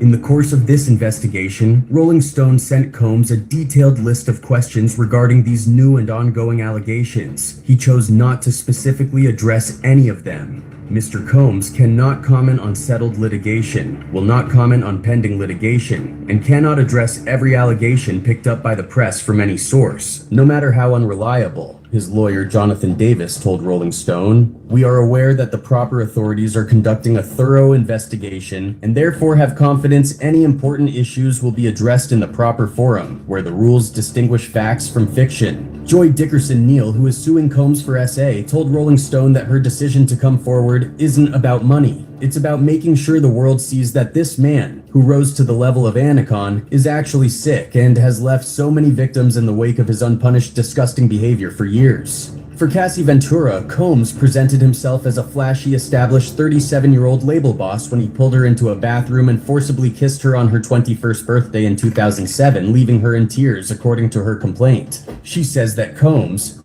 who held the keys to her music career, pressured her to take and have S that same year. Combs quickly became deeply entrenched in every aspect of her life, paying for her apartment, having her medical records sent directly to him, and lashing out over perceived slights, according to the lawsuit. When Ventura tried to move on and had a brief relationship with musician Kid Cudi in 2011, Combs allegedly beat her. He later told Ventura he planned to blow up the rapper's car in his driveway. In a statement to the New York Times in November, Cudi confirmed that his car did indeed explode, saying, "This is all true." In her suit, Ventura says she learned to blindly submit to Combs to avoid vicious beatings. The lawsuit claims the abuse escalated to ST, with Combs ordering her to cover herself in oil, get high and drunk, and have intercourse with... Sheesh. Man. Cassie. She got a hell of a damn lawsuit on her hands. I'm gonna just be real. You know, that one is cool. Yeah, she got a hell of a lawsuit on her hands. I ain't gonna even lie. Cassie. Sheesh. The diddler, Mr. Diddle Daddle himself, man. That dude, he on his way to hell and jail. I ain't gonna lie, man. You better get right with God and just repent. That's the only advice I could give somebody like Diddy, man. Get right with God and just repent, my boy. It ain't no other way, man. God is the way, man. You gotta lean on God at a time like this, man. Your life ain't over. It might seem like it's over, man. That part of your life might be over, but a new journey can begin for you, Diddy. I mean, the life expectancy for, you know what I'm saying, the adults is about, what, 74, 76? I always forget the number. So you're 54 right now, man. You still got about, if life goes how it goes, man, you still got about 20-some years left, man. And hell, you might got 50 years left. I mean, we don't know. You might got a smooth 40, 50 years left, man. I don't know if you might be on the backside of life. I don't think you got 54 years left in you, but hell, you might. I don't know. I'm not God. I can't determine it. But I can say, Diddy, get right, man. Get yourself together, my boy, because you're going to be preparing for a long, lengthy sentence. That's all I can say. Did so much and now repent, shake my head, just go all the way. I mean, that's kind of, why would you say do all that then? I mean, hell, when are you going to repent? I mean, you going to repent now or you going to repent when you in front of God? I don't know. I can't tell you that, but I would think you might want to just get right now. You know what I'm saying? Shit like that is what confuses people. You saying, hey, why repent now? I mean, hell, why not find God now? When are you going to find him? You saying just don't find God at no point in your life? I ain't saying that he going to accept you and take you in. I don't know what's going to happen. I'm not him. I can't choose that. I'm just saying the only option I could think of in my head would be, hey, dog, maybe you should start getting right with God and preparing yourself for that side of the journey. You know what I'm saying? So it's never too late to find God, man. You know what I'm saying? Don't speak that and say why now. I mean, hell, in the Bible it says God forgives, right? I mean, so he's a forgiving God. I mean, you got to get on your knees, repent. You know what I'm saying, and confess all your sins to him. Ain't that right? That's what you're supposed to do, right? So I can only give that advice and go by the word, man. So get right with God, man. I mean, your journey with him is personal. I can't. It's not up to me, man. It's up to you and him, dog. That's between y'all. Don't call on me, call God. That's the only advice I can give you. Don't call on me, call God. Yeah, you still don't have a mugshot of Diddy. There's no mugshot of Diddy still, so it still raises my eyebrows like, I don't know what the fuck is going on with Diddy, dog. I'm gonna be real, I don't. But what I do want to do is let's take this shot ratchet gang, you know what I'm saying? I still got this Don Julio. Finna act a foolio. Got that Don Julio. Finna act a foolio. Tone bot. Salute to everybody, man. We gonna go to Discord. We have had a long week over here covering the Diddy case. Cheers, by the way, y'all. Cheers, cheers, cheers, cheers, cheers, cheers, cheers. Cheers real quick, y'all. Hold on.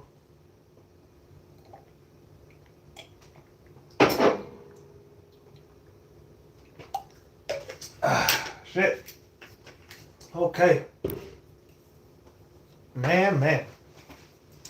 Yeah, so we've had a long week over here covering this Diddy trial.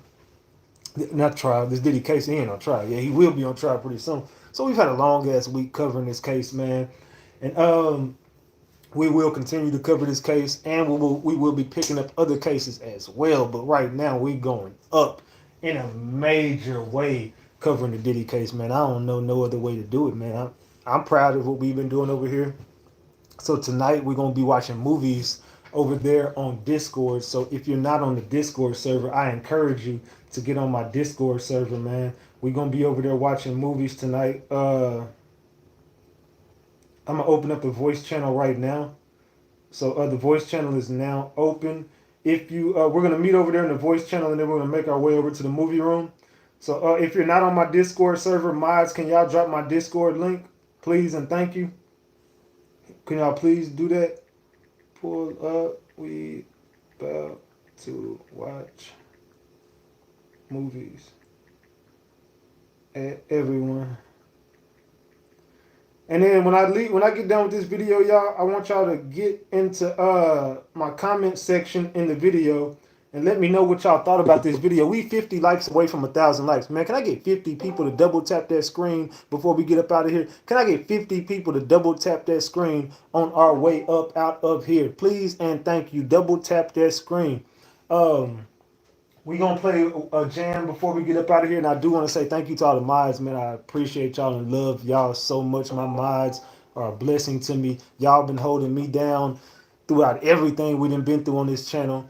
Green members, I want to thank all y'all for staying down, even when they over there making up rumors, making up false ass videos about your boy. When they throw my name in the mud, y'all ain't never switched on your boy. Well, some of y'all, a lot of y'all did. It's cool though. We ain't worried, man. Y'all will be welcome back in due time. You know what I'm saying? I forgive just like God, man. I can't tell you I can't forgive you. So what I do want to say is I want to thank all my green members, dog, and all my moderators. And even if you're not green and you ain't a moderator, if you just rock out over here every night, I want to say salute to you, and I appreciate you because, man, we've been through it over here, dog. And I just want to, you know what I'm saying, let loose tonight and get on Discord and kick it with my people. So if you are for me, if you in my corner, I want you on my Discord server. The Discord server don't have no more trolls on it. We done got rid of all the threats, all the hackers, and all the weird stuff that was going on over there. We got rid of all that, and we just be kicking it over there, playing games, chilling. We even we're doing sports betting over there too. So if y'all everybody made $500, $300, $200 last weekend. All the girls,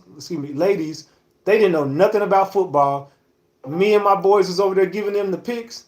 One lady came back, I just won $480. I just won $300. I just won $200. I just won $150. I just won $400. I just won $500. Everybody was winning money. So, and some more people won money tonight. So, matter of fact, let me check on my damn picks while I'm over here talking. Let me see if my picks hit tonight. Let me see, because I made some picks tonight. Let me see if the motherfuckers hit. Let's see. Okay. I said, damn it, I put Will Rogers would have less than 221. He had more. I did pick Brayshawn to get that touchdown. Damn it, I had one right and one wrong. Ah, shit, it's all good.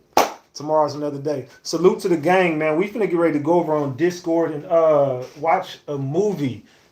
So make sure y'all come over to the Discord server and come rock out with us, man. I want to say thank y'all to everybody in the building. I do this for all my ratchets each and every night.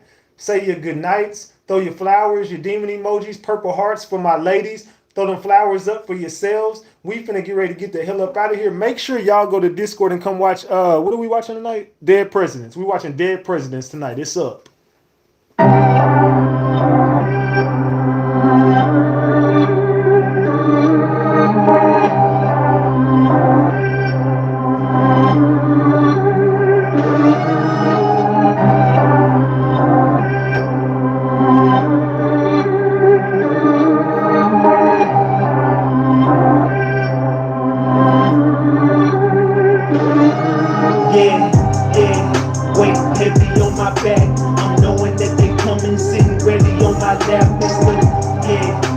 the biggest in the game. All these boys lame, trying to throw me off my game. It's the real big stepper, 10 toes with it. Sparing no feelings, you know anybody get it. Catch them boys slipping, never leave a witness. Never with the gimmicks, crash dummies on the mission. I'm like, yeah, I'm a problem for 'em. Plus you know I'm cocky, you cannot ignore him. On the internet, yeah, he probably hard, but in real life, he gon' need a bodyguard. You know I'm riding with God, so I'm on the right track. Yeah, we lost a little, but we'll make it right back. I'm in all black, yeah, I got all y'all caskets. Stick to the code, this for all my ratchets. This for all my ratchets. This for all my ratchets. This for all my, yeah.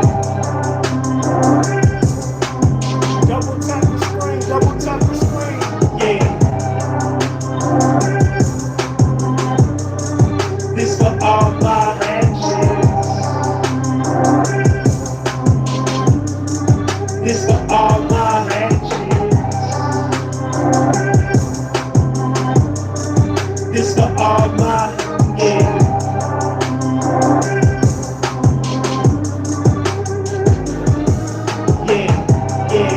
Y'all heavy on the dough, you really getting desperate, and it really shows. Your money getting low, your fame disappearing, and Big Ratchet took you out the game, is what you hearing.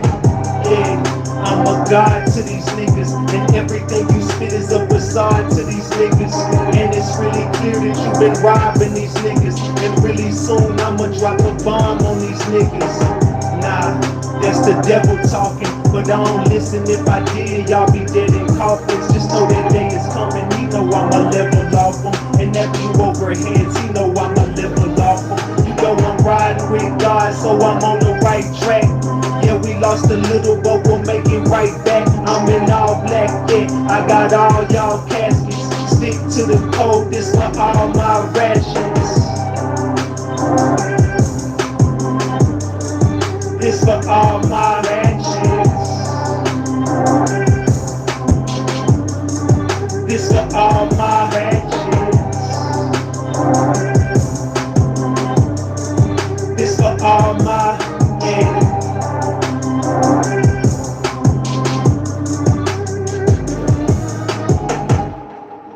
Oh man, we finna get the fuck up out of here. One more. We might as well play that Cassie and Diddy.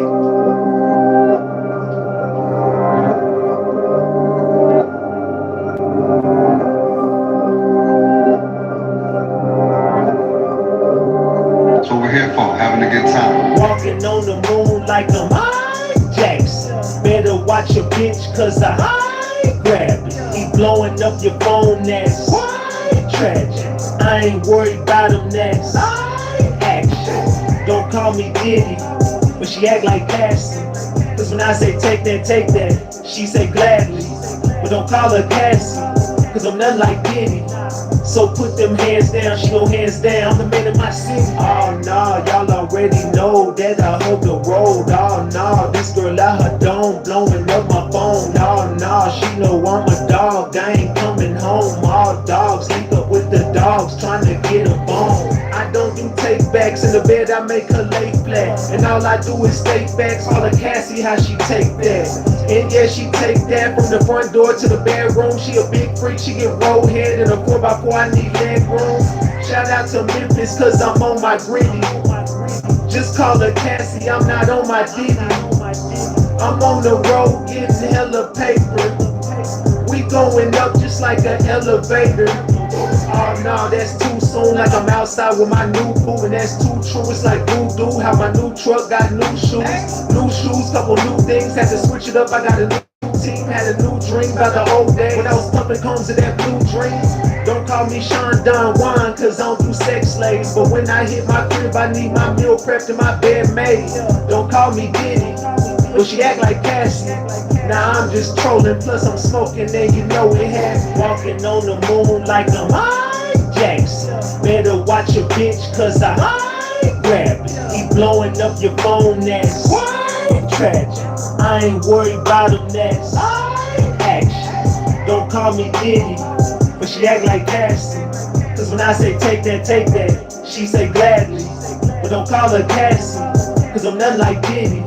So put them hands down, she go hands down, the man in my city. Hey man, we about this bitch, guy. Double tap the screen, get the likes up. Double tap the screen, get the likes up. Salute. Come back. I'll see y'all tomorrow, gang. We out.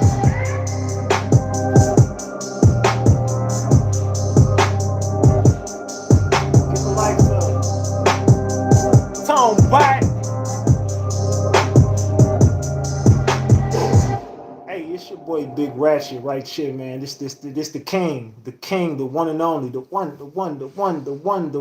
chosen one. This the king, man. I'm Ratchet TV. Well, I'm Big Ratchet. I'm Big Ratchet. That's Ratchet Gang, and this is Ratchet TV. Salute to everybody who pulled up, popped out, showed up, and showed out. We'll be back same time tomorrow. Make sure you double tap the screen on your way out this bit. You know what I'm talking about? We out. Hey, I love y'all, gang. I'll see y'all tomorrow. We going to Discord. We finna watch movies and rock out like Ratchet Gang do. I'm out. Tone, bye.